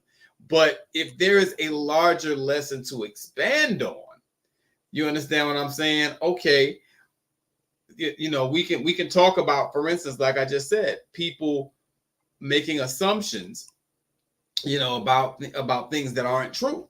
You know what I'm saying? We can expand that conversation. You know, hey, you know, this information is being put out here, you know, and doesn't seem to be really any proof. She hasn't even said that she has any proof of this, or whatever the case may be. And we can have a conversation about men being wrongly accused, or, you know, being accused with no proof of things, you know, which they did not do. And, you know, or celebrities coming out, you know, making accusations about, you know, whatever said thing, and getting people in a frenzy because of it. It makes no sense to me. It makes zero sense to me. Even if he did cheat on her, it's unfortunate. I have a zero tolerance policy for cheating. You understand what I'm saying? But a bunch of grown women in their late 30s, early 40s, some in their 50s, getting on the internet, being legit angry, creating these 5 and 6 page long threads talking about this, just dragging this man, all concerned with this woman's personal business. What is wrong with you? That's not normal. It's not. You know what I'm saying? That's not normal. Normal, intelligent adults don't behave that way. You understand what I'm saying? If you want to talk about it, have a dialogue, that's fine. But these people legit getting upset, cussing people out because they don't agree with them. What are we doing? Wild and stuff. we've seen weird stuff like this before. Let's not forget the last time when Travis Kelce first started dating Taylor Swift. Y'all remember when all these pro-black sisters started getting mad, going to the internet? They was ready to burn somebody's house down because Travis Kelce, a white man, decided he was going to date Taylor Swift, a white woman. And he left that beautiful black girl, that beautiful black queen for this white woman. What's wrong with him? Why are you laying claim to Travis Kelce? Let Travis Kelce do him. I don't care that Travis Kelce started dating Taylor Swift, but the reaction to him doing so from these adults, it was insane. It was insane, bro. Like, and again, when it comes down to something that's really substantive, something that people should really know about, they can't tell you the first damn thing about it. But they get all emotional and involved in this bullshit. I mean, they all in it. Really? And we wonder why we can't get ahead. Just saying. And Mila Renee's commenting. We got some comments coming in. Oftentimes the old bitter Bettys use UT shoot subliminal messages to men who left them, or just say anything to avoid accountability. You damn right. You damn right. You damn right. Correct. Any and everything Correct. to avoid accountability. So I'm just saying, you know what I'm saying? My God. Old and young, to be honest. Those are feminists in woman face. You ain't told no lie, Mila. Hey, that's another thing. We may gotta make sure. I was trying to do it this year, but we gotta some people we gotta have on next year. We had some great ones this year. Mila Renee is definitely at the top of that list for next year. I know Sister Peru. That's another person. Sister Charmaine James from Lock Sanity. Definitely want to have her on. My brother. Please. Yep. What happened? No, please, man. Yeah. We got trying to work on Daphne. The official brand of me. I've been rocking with, man. Sanity. That's what I'm talking about. She probably know my address by heart. Matter of fact, I got to read about some stuff right now. Real talk. The stuff is good. The stuff is good, bro. It slaps every man. Look, I'm about to be the Yes. official spokesmodel for Lock Sandy. I'm telling you, man. Real Everything. talk, Sorry, bro. sorry. We off task, but yeah. No, it's good, man. It's good. You know, that sister, she got come on. Some other folks that I've known for a while and that I've talked to, whatever the case may be. Our brothers from Majestic Group. I went to their event just the other day. These are guys that I used to promote with back in the day. Pangea Thursdays at the Hard Rock, and they had a bomb ass Christmas party. We just went Friday. And they were telling me, hey, man, we rock with Manversations, dog. You know what I'm saying? Y'all got to come through, man. He showed me the area. Like, hey, man, we can have y'all right up here in the VIP, film in front of a live audience, this, that, and the third. You know what I'm saying? We rock with y'all and what y'all doing, and we want to do that. So that's another thing for next year. Like, the venue is beautiful. You know what I'm saying? And the venue's already kind of there, you know what I'm saying, for when we want to, when we want to rock, we work out all the particulars, but we had a little conversation about that last week. So just an FYI, I didn't tell nobody that because it higher just and higher heights. Yeah. That's the goal. Higher and higher heights. Right, no doubt. And prayers out to brother Virgil King is talking about someone that was in an accident. Santa. No, you run into the comments. That's why I didn't put it up there. It's kind of like I don't know what that was. He was about to read it out and be like, "Yeah, Santa broke his legs." And oh my God! We'll pass that. Virgil, the whole entire fool, man. Merry Christmas, happy holidays to you, brother. Appreciate you up there in Manchester, man. Yeah, definitely. And let me put this out there too while I'm at it. You know what I'm saying? Yeah. Because I just want to get this out there because it's on my spirit a little bit. So all my woke, not broke. I was gonna say brothers and sisters after that. So all my woke brothers and sisters out there, stop banging on Christmas. Just stop. You know what I'm saying? Like, just stop. You may not celebrate Christmas. That's cool.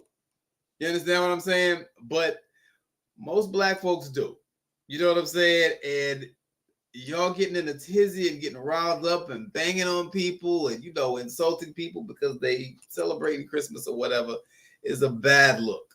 You know what I'm saying? You celebrate Christmas by default anyway.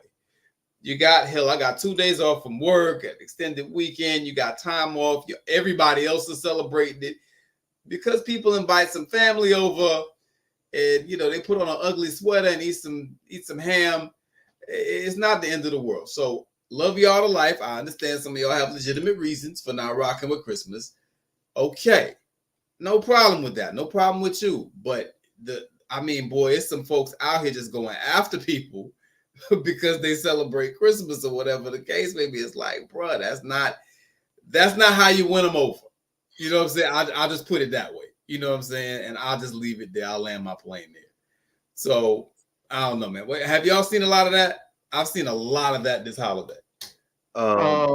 No. I've seen more in previous years. Yeah, I've seen it die down. Yeah. Okay. What I will say is this on that. I'm not gonna carry the point. There's no point in doing so. But what I will say this is I get why. Because there's a certain level of attachment that some people have to, I wouldn't say Christmas, but the holidays anyways. I get that. And some people have where they just really get divided and really they lose focus. And I can understand that. My philosophy personally on it is there's no magic one way or the other for it. I can guarantee you there are people who don't celebrate the holidays and every bit not as on task and focused as they should be as those who are celebrating. And you have people who celebrate those holidays and they're still laser focused, they're on track, they're not getting things confused or twisted, they understand what's real, what's not, and they're, operating accordingly within that anyways. My thing is this, is if a person's focused, they're going to be focused. And a day or 2 or 3 out the year they're celebrating isn't going to take any momentum from that. Whereas there are people who would be distracted no matter what the case is. True. So like most things, I'd say it's on a case-by-case basis. If you see somebody solid who's got up a Christmas tree or something, that don't mean that they sip it on the Kool-Aid. When you see somebody that's, no colors, no festivity whatsoever, that don't mean that they all on board either. Real talk. So stop trying to cheat and find slick ways or easy ways of identifying who's where they should be and who's not. Like always, the work's going to show itself. The work has always been, the yardstick has always been foolproof. The work doesn't lie. Who's consistent and who's not. That's what's going to tell the tape. So, all I know is for me, I'm wishing a Merry Christmas. And as soon as the next day passes, I'm wishing everybody a joyous Kwanzaa and Sabari Ghani for everybody. No doubt. No doubt. And that's what it should be. You know what I'm saying? At the end of the day, I get that a lot of our brothers and sisters are, like you said, kind of drinking the Kool-Aid. They kind of, you know what I'm saying, their head is underwater. And, they kind of on the other side. I get it. But like you said, just because somebody got up a Christmas tree or whatever, doesn't mean that they, are conformist. And because, it's because they got on the Ankh don't mean they down either. It's not about that. It's really, really not. And a lot of us, we gotta stop. We gotta start looking at the commonality that we have with other Black folks and focusing on that. There's any number of things that I disagree with very, very, uber intelligent Black folks about. You feel me? Disagree with them vehemently on certain things. But, as long as we can agree on the main things and they're not jumping out the window, you know what I'm saying? For white supremacy, whatever the case may be, or, not doing anything that I can readily identify as cooning or doing something that's harmful to Black society, I'm cool with them, and we need to really, really do that. That should be one of our goals, in fact. You know what I'm saying? To try to find more points of commonality with other Black people, whereas, we can work together instead of,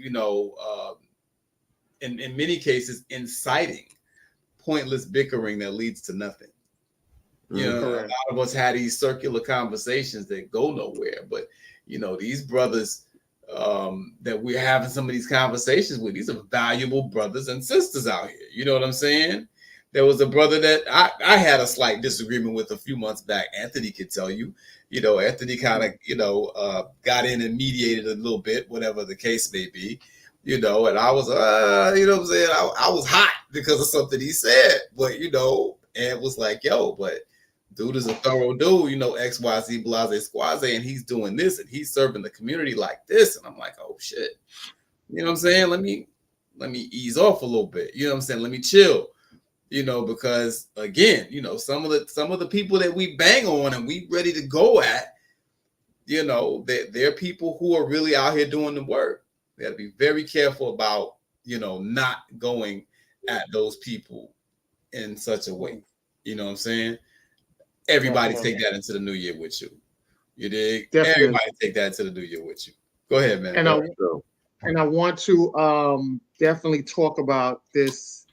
I think it's very important. Our next generation is very much our future generation. And we're not really focusing too much on our future generation because we're so blindsided by the BS that our children aren't being developed the right way. And a lot of times we have very, very talented children and we don't take the time to develop them in their critical stages before we hand them off into a pre-prison system, which is called school. And a lot of times, a lot of these children drop the ball because it's not that they're not smart enough, it's that you didn't prep them for what they are into or going into.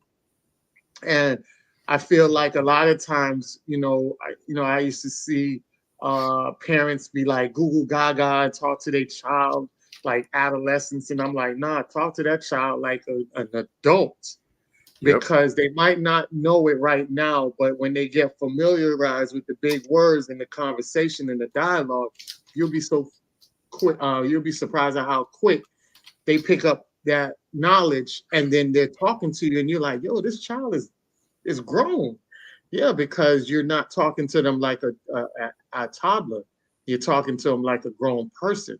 Real now talk. They can commute and compute I with think that's that, what's and now sense. they can talk to you in that manner. That's why you have certain children in our community that's graduating college at the age of 14, and you have other children that is being retained in high school up to 21. You know, the difference is what you push into your child. And I wanted to show you a video real quick, right? And I want to show you the two difference of how your child can come out, right? So this first one, I want to show you how intelligent this child is, right? And Yeah. then the next video is going to show you the mindset of other children around this child's age. All right. Open. You said what? Chuck E. Cheese is open. How did you get that on there? I pressed this little circle right here. Is Chuck E. Cheese opened?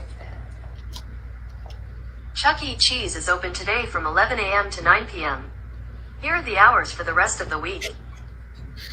And this is open. You said what? Chuck E. Cheese is open. How did you get that on there? I pressed this little circle right here. Is Chuck E. Cheese opened? Chuck E. Cheese is open today from 11 a.m. to 9 p.m. All right. Wow. So a very talented, very gifted. Like I told people before, my nephew, Man. before he passed away, my nephew was teaching me stuff on the iPad I didn't even know was even exist on the iPad or compute on the iPad. And these children are very, very articulate and very smart. So you lying to the child end up Googling that Chuck E. Cheese is open. So I'm hoping that the grandmother was like, "Golly, all right, come on, let's go. We're going." Yeah, take that baby to Chuck E. Cheese immediately and feel shame the whole day, boy.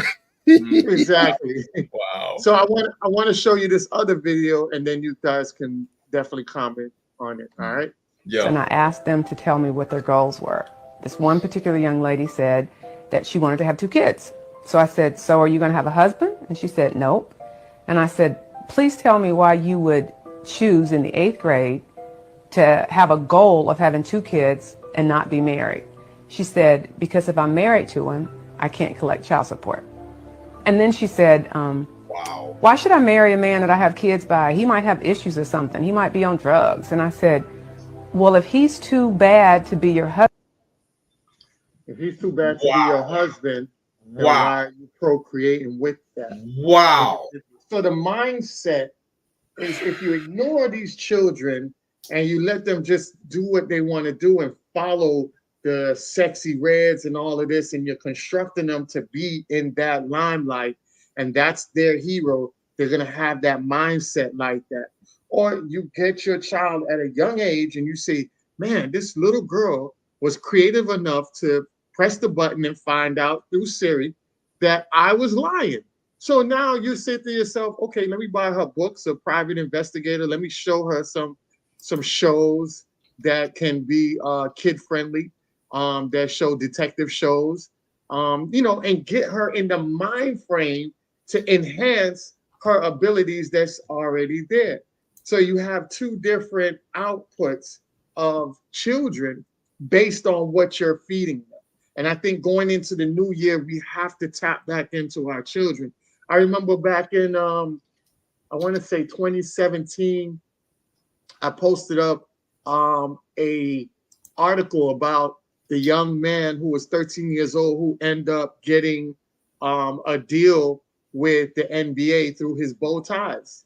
And one of my Facebook friends saw the post and he was like, "You know what? I've been sitting on this money and I really never thought about investing it back into my children."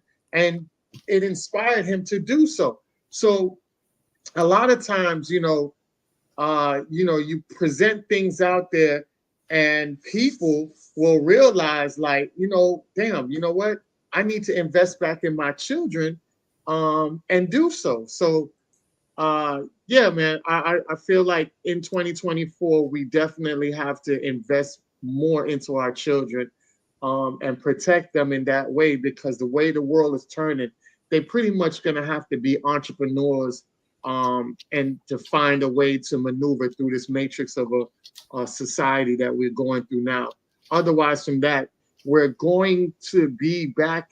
I'm thinking that they're trying to throw us back into physical slavery. That's just my thoughts. You might not be too far off, brother. You know what I'm saying? Because if I'm keeping it a buck, a lot of these cats out here, a lot of these niggas out here are plantation ready. If we're gonna keep it a buck, I mean, look at the type of shit they gravitate to. Look at the type of if you are a Sexy Red fan or a Sukihana fan, you are plantation ready. You understand what I'm saying? If you're a fan of all these drug addict rappers, and not even drug dealers no more, they're just straight up junkies. And all they rap about is drugs. You understand? Drugs, promiscuous sex, you understand? And just living irresponsibly. Yeah. You plantation ready. You are a coon. Straight up and down. And I've been just a little too nice for too long. You know, I kind of try to tolerate people because it's like, okay, you know, if you like, maybe if you just like her songs or his songs or whatever, you know, I have my guilty pleasures. I like a little nigga shit. You know what I'm saying? I do. You understand what I'm saying? But at some point, you have to look at the damage that they're doing to the community with the type of shit they're putting out. You understand? And you have to relinquish yourself from indulging in that shit. You have to pull yourself from it. You got to wean yourself off of it. You understand? Like I was making a post. There was a post that was made earlier this week talking about how, you know, the Amaho rappers of today are so much more damaging than the gangster rappers of yesterday, and da da da da da da da da. And I'm like, what is this nigga basing this on? You know what I'm saying? Like, because listen, I'm the first to tell you, you know, yeah, these Amaho rappers of today are garbage, but the quote unquote gangster rappers, I want to make sure I draw this distinction. I'm only talking about the real gangster rappers, you know, that glorified violence and the destruction of the community, because there are some that did that, and then there's some gangster rappers that really talked about some real shit. But because white people own the media, they just kind of group them all in together. You understand what I'm saying? And they call it all gangster rap, and they talk about some of them, you know, the white media calls Public Enemy gangster rap. That's not gangster rap. You understand what I'm saying? And there are some rappers who really, you know, were talking some real shit, and it's just hard. You know what I'm saying? It's hard to listen to for people who don't understand it, but they were speaking some real shit. And some of them gangster rappers will talk about solutions. Shout out Scarface. Scarface was it's one of the most profound lyricists of our time. Very underrated. Scarface, Tupac, whatever.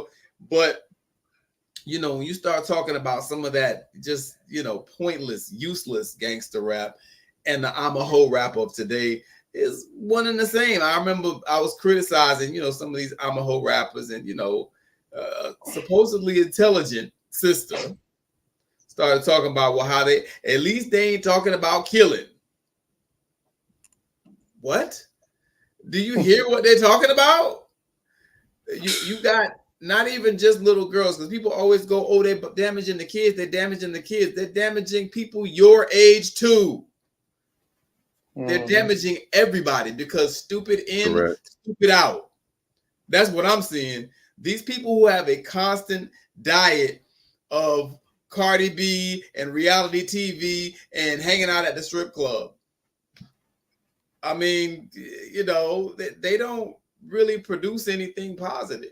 You know what I'm saying? I'm not trying to beat up on my cats that like to hang at the strip club. I'm really not.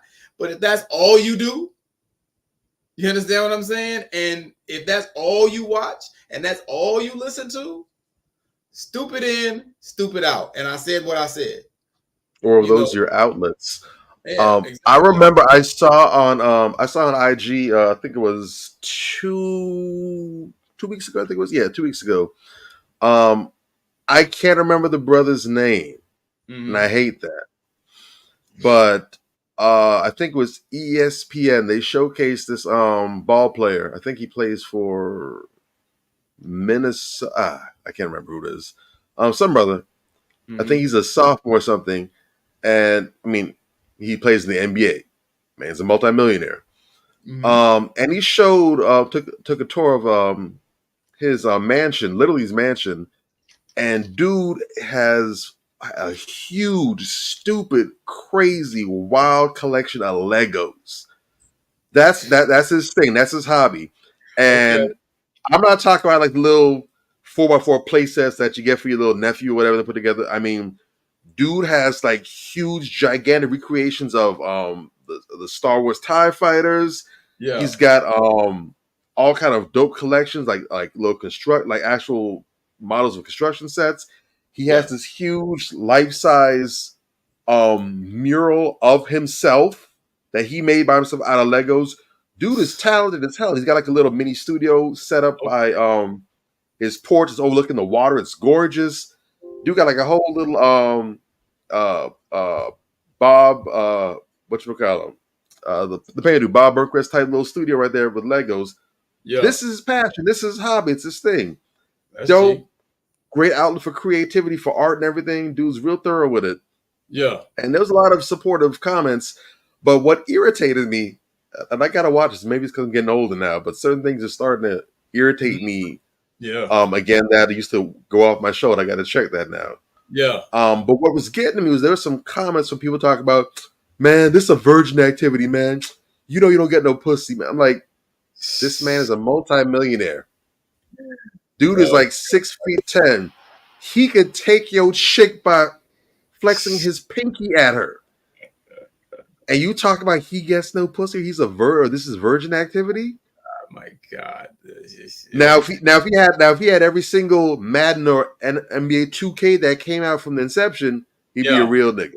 Oh yeah. Exactly. If there's all kind of pictures of him at the strip club blowing thousands a night, BBLs and dope fiend broads all twerking on him, he'd be a real nigga. If he had a driveway full of cars, he'd be a real nigga. But because he has his quiet hobby, he ain't out here getting in trouble. He ain't racking up baby mamas. Nothing dysfunctional. Just a brother enjoying his quiet hobby. Right. He's lame. So I'm just saying, bro. Like, and this and is we have to fix it. And those are the same ones that, like you talk about, the Cardi B, the Sukihana, the insert drug addict rapper on top of it right there. Those are the ones. Yep. Sipping on some scissor. He's his name is Miles Turner, and he's the thank you, player of Indiana Pacers. Okay, the center. He's 6'11". Okay, I thought his team had a blue, so probably Navy. That's probably what I was seeing. But Navy and blue, navy blue and yellow. That's right, it's Navy. Yeah, that's why. Yeah, shout out to Miles, man. Big respect to that brother. Awesome collection, man. That takes a lot of hard work and dedication. If I had the time, I'd get some working with Legos too, because that stuff, models, period, that causes you to focus, man. That's one of the things I like about doing those things. You got to focus. You really got to be dialed in. You got to have a vision and see what you're putting together. And it's always dope when you create things, no matter what it is. It's awesome to be able to hold in your hand something that you've made and say, I made this out of nothing, whatever it is. I put this together. That's really rewarding. It's a beautiful thing, man. And let me just go ahead and put it out there, man. Because at the end of the day, very much like the pick-me's are attacked. You understand what I'm saying?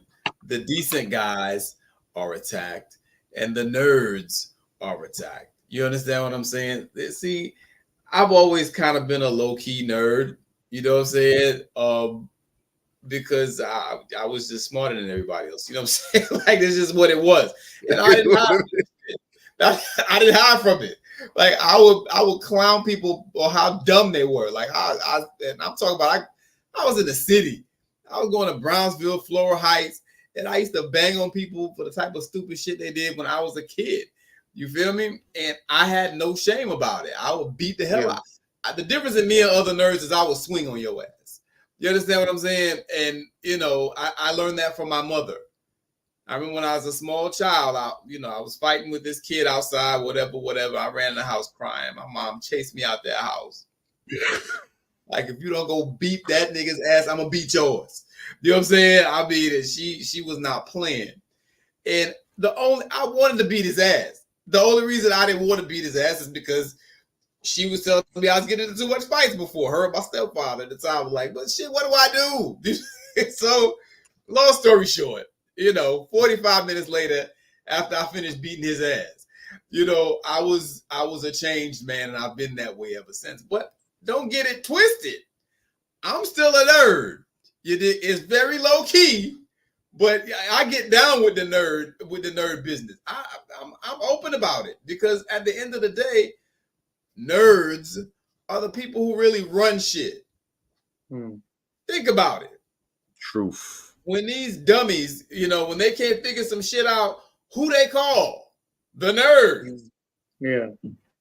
You understand what I'm saying? When they don't have the overall intelligence, I'm gonna just keep it a buck, to figure certain shit out, they call on the nerd. They pick on you any other time except me. They don't pick on me, but they pick on all the other nerds. And I used to get in fights in school over that too, because they be picking on the little skinny Asian kid, whatever the case may be.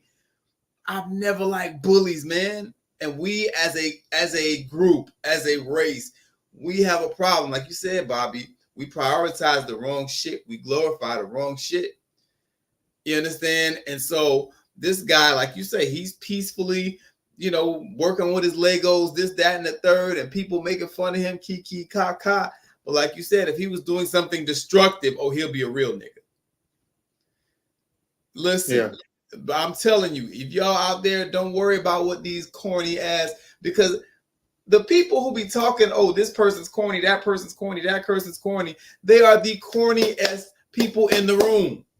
Yeah. Shush. You understand what I'm saying? What is cornier than having 6 baby mamas? Really? Unless you got 7, 8, 9, 10, and you ain't never been married, and you out here talking about how these hoes ain't shit. My baby mamas ain't shit, but you got a baby from each of them, and it's 10 of them. What does that say about you? In the room. What does that say about you? In the room. You dig? So, dude, do your little weird shit. You got your little weird quirks, your little stuff you like. You like anime, whatever. Dude, I'll tell you right now. I just got me an Optimus Prime not too long ago, because this is my joint right here. This is my guy. Okay, I just got Optimus Prime because it was the size of it was just crazy. It's crazy. And then it transforms real dope, whatever the case may be, because I'm a Transformers head. I'm an 80s cartoon head. I get down with it. Got Megatron down there. Got Sideswipe over there. I got a whole bunch of these shits. Okay. I see you. I do this. Yeah. You understand what I'm saying? But it doesn't make me any less knowledgeable. It doesn't make me any less thorough. It doesn't make me any less of a good husband, a good son, a good brother. So my brother, when he decides he wants to come around, allow me to be a brother, it doesn't make me any less of a good person. You understand? Any less of a good servant to my community. And it sure as hell don't affect me what they say, that he ain't getting no pussy. Yeah. Nigga, don't get me started. You understand? So I'm going to just put it out there like that. You know what I'm saying? I had to chill. I'm married now. I'm out the game, but I'm married. You understand what I'm saying? I have a beautiful woman who loves me for who I am. Yeah.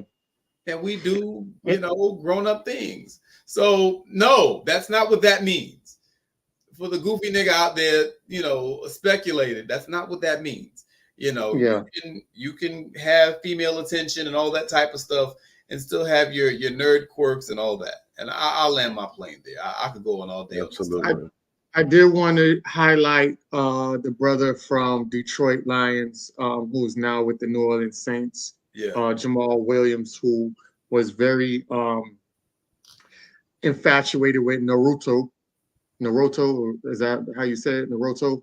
Yeah, Naruto. Yeah, so you remember he used to have the headband underneath his football helmet during games. And he was ridiculed by his teammates, but he didn't care. He was glad to portray and push out that he was a nerd, even though all his football friends would think that he was weird, because they weren't used to seeing a guy be so caught up in anime more than going out here with sex, money, and drugs.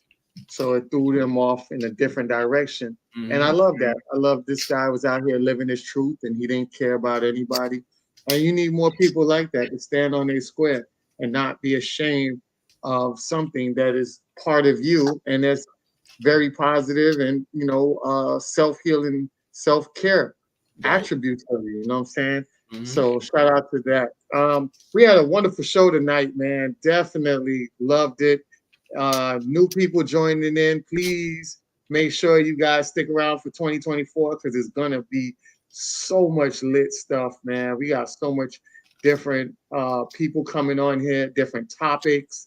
Man, it's gonna be super dope, super dope. But I did want to say thank you guys for tuning in during this late night, especially Christmas Eve, when you could be, you know, tied up with your family, but you wanted to take the time out to get this great knowledge before heading into the new year. Thank you for allowing us to show you our vision boards, and hopefully you guys make vision boards for yourself as well as your children. You know, like we just displayed a little girl who looks like she's about 6, 7 years old, who is very advanced. You know, sit down and do a vision board with them. Vision boards aren't just for elders. It's not for grown-ups. There's vision boards for children. If you guys remember the flyer that I posted, there were 5 children in the flyer holding up their own vision boards. Nice. I remember when I was in a relationship with my ex, and we used to do vision boards with us and the children. Everybody has goals, whether you're young or you're old. Everybody has goals. The goals might be different.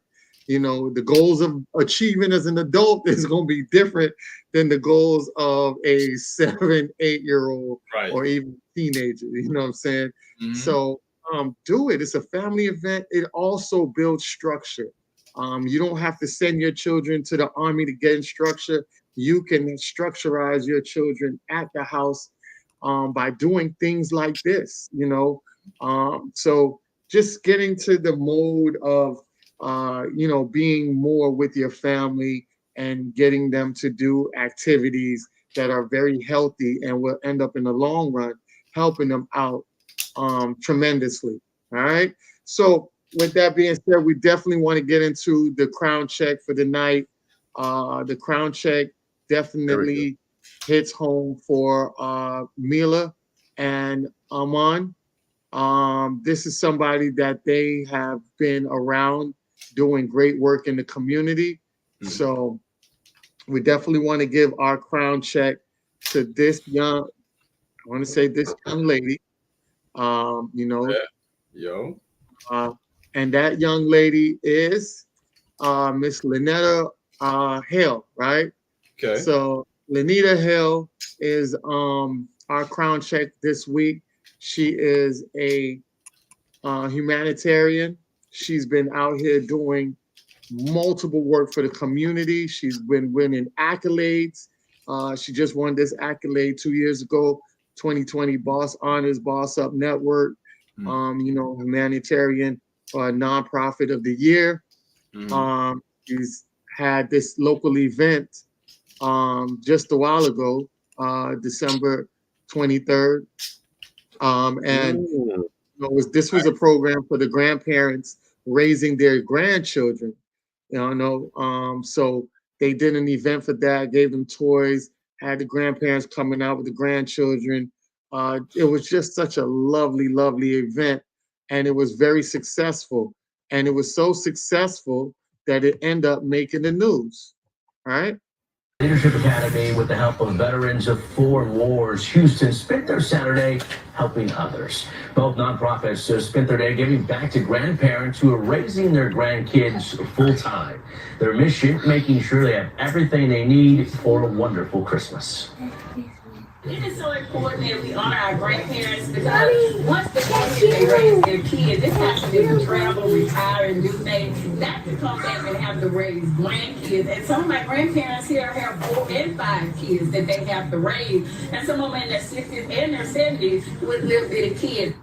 Santa Claus, along with our Devin Clark, even helped pass out gifts. Another cool thing, each kid received new clothes for shoes for Christmas, courtesy of John Marsden with Houston himself. Nice. Right? And I want to give another video. You guys might know who this person is. Happy birthday to ya. Happy birthday to ya. Happy birthday. Happy birthday, Lanita. Enjoy your special day. And also, thank you for all of the hard work that you do in the community by feeding homebound senior citizens, veterans, and the homeless, and also victims of domestic violence and human trafficking. We need more people like you in the community. Again, happy birthday. Wonderful. All right, so you all know that's the famous Anthony Anderson giving her a personal shout out. That's she definitely doing her thing. And she also, they also did this, it was an update. When you make yourself available to help others, you will be blessed. This young lady was homeless on yesterday, now has a permanent home. Thank you, Annabis Gun Club, for always supporting. Nick Bezel, thank you for packing all the items up to her car to now move into a new home with her children. And like I said, we had Annabis Gun Club here with Amon. Brother Amon was up here giving us great game on how to defend ourselves. The Annabis Gun Club is an organization not just specializing in guns, but also doing the work of the people, doing the community work. They are the village. They go out there and they helping and making sure that our village still are anchored up with great support. So shout out to their whole tribe, man, and shout out to our queen check of the night, Miss Lanita Hale. All right, Andy. Yes. With that being said, you guys can close us out tonight. Love y'all, brothers. I know y'all brothers is doing things, man. I appreciate y'all for, being with me every night for the past year. I know I've been a bug in y'all ear, but I appreciate y'all. Greatest. Cap. Listen, man.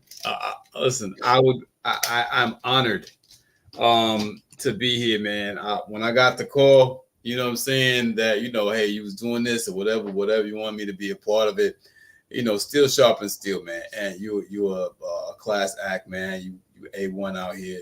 Your face good in these streets, bro. We respect you. We appreciate you. And we value you. You know what I'm saying? And the same with you.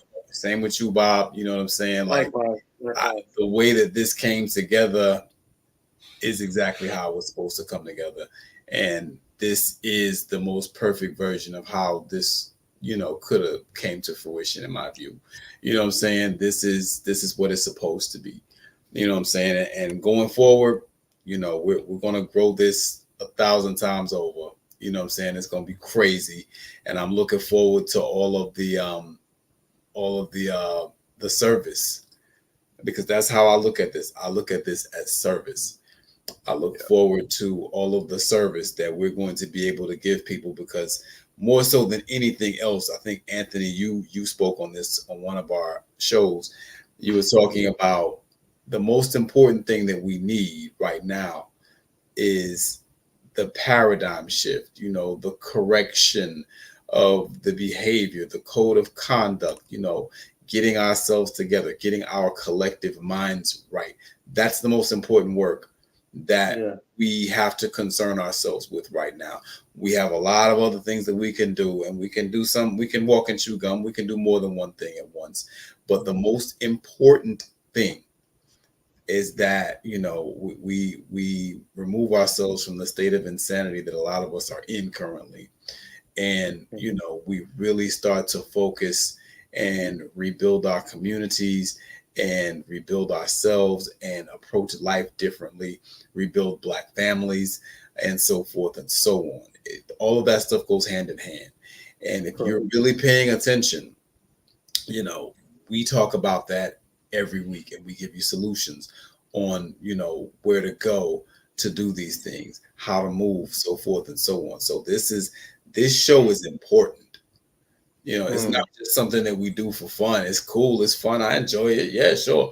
But the work that we do here is important and it's necessary. And we're discussing solutions and presenting them to our community.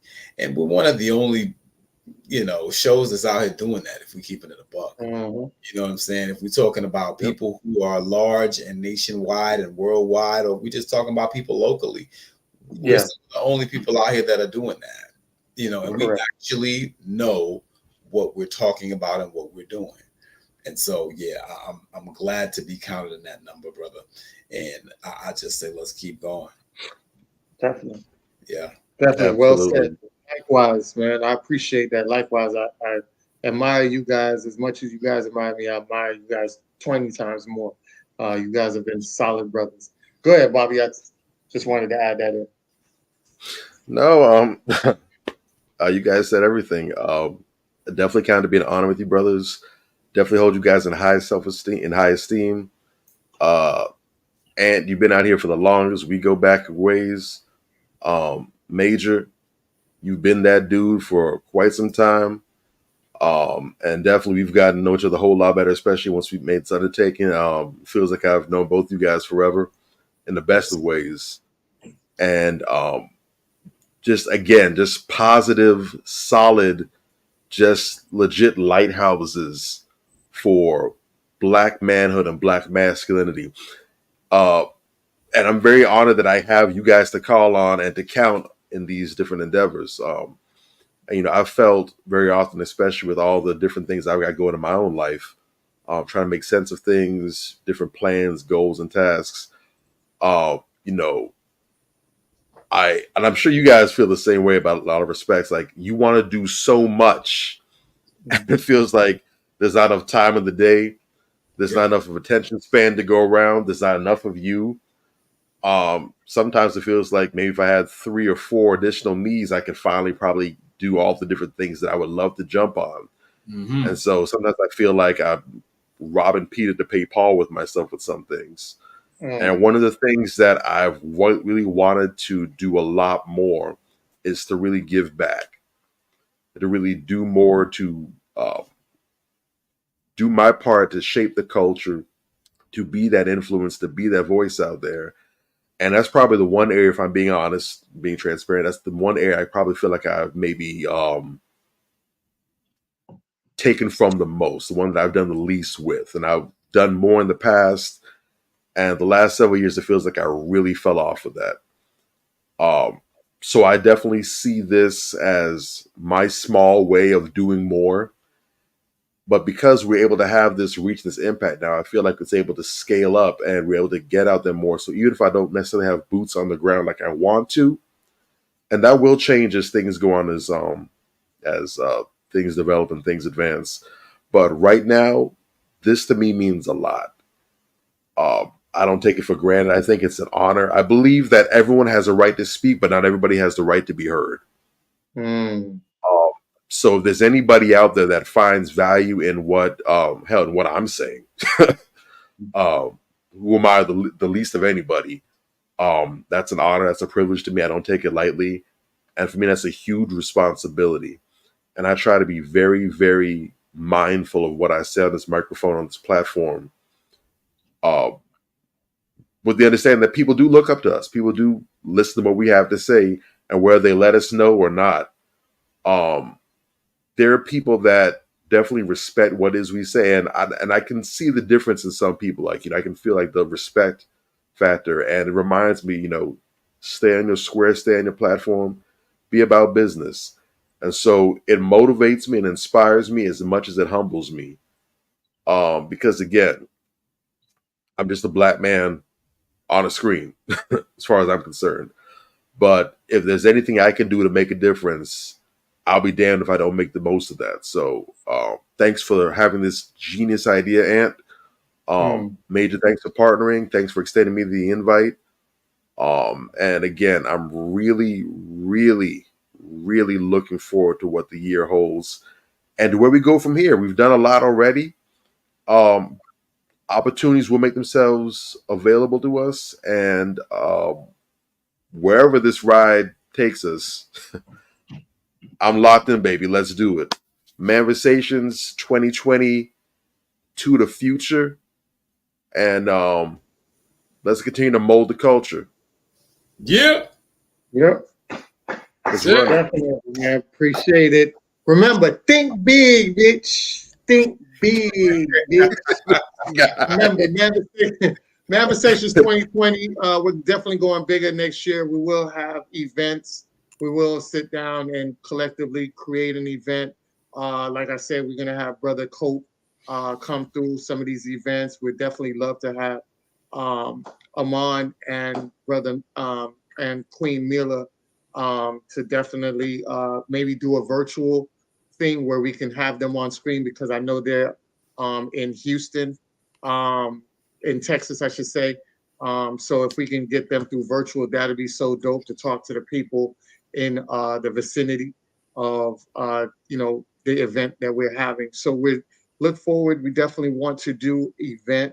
Also look forward. We're going to be into a space with all of us in there, chopping up on topics and sending that out as part of the platform. So it's not just virtual.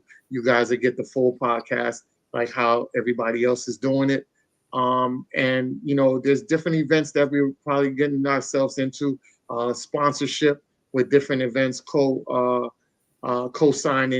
and co-collaborating with other people with the Manversations logo, the new one that is going to be used from Major.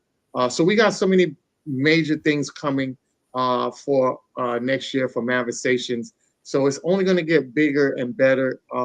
Thank you guys for the initial ride, because with that initial ride, now we are strengthened up to another level that you guys are going to definitely see. So remember, next week, we don't have a show. The next show is beginning of next month, which is the new year, and that's January 7th. All right, so next, from today to that time, we want you guys from Manversations to be safe. Be with your family. Make sure that you're protecting them, guiding them, because we're still in the holiday season and things will get a little crazy and things will get a little hectic. I don't go out on New Year's Eve. That's my ritual. I don't go out on New Year's and 4th of July. It's the easiest way for somebody to kill you, and it'd be hard for the police because they don't know how to differentiate through gunshots and fireworks. So just be careful during that time. If you're going to church, make sure you're leaving at a time where a lot of bullets aren't up in the air or a lot of noise and ruckus has died down. And make sure that you make it home safe with you and your family, all right? So appreciate y'all. Thank y'all so much, and we'll see y'all next year. Peace. Yeah. All right. Merry Christmas. Joyous Kwanzaa, everybody. Much love. Yeah. Damn. Christmas and Kwanzaa, whichever you celebrate. And a real Happy New Year. Yeah.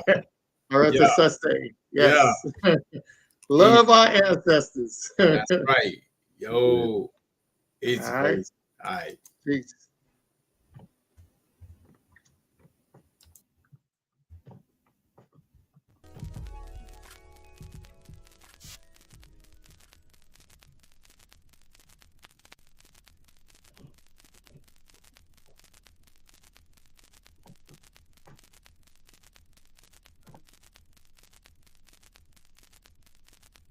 On the album, we do things like songs that are a little, what we call sexy. You can see from the title, it's more of a love album.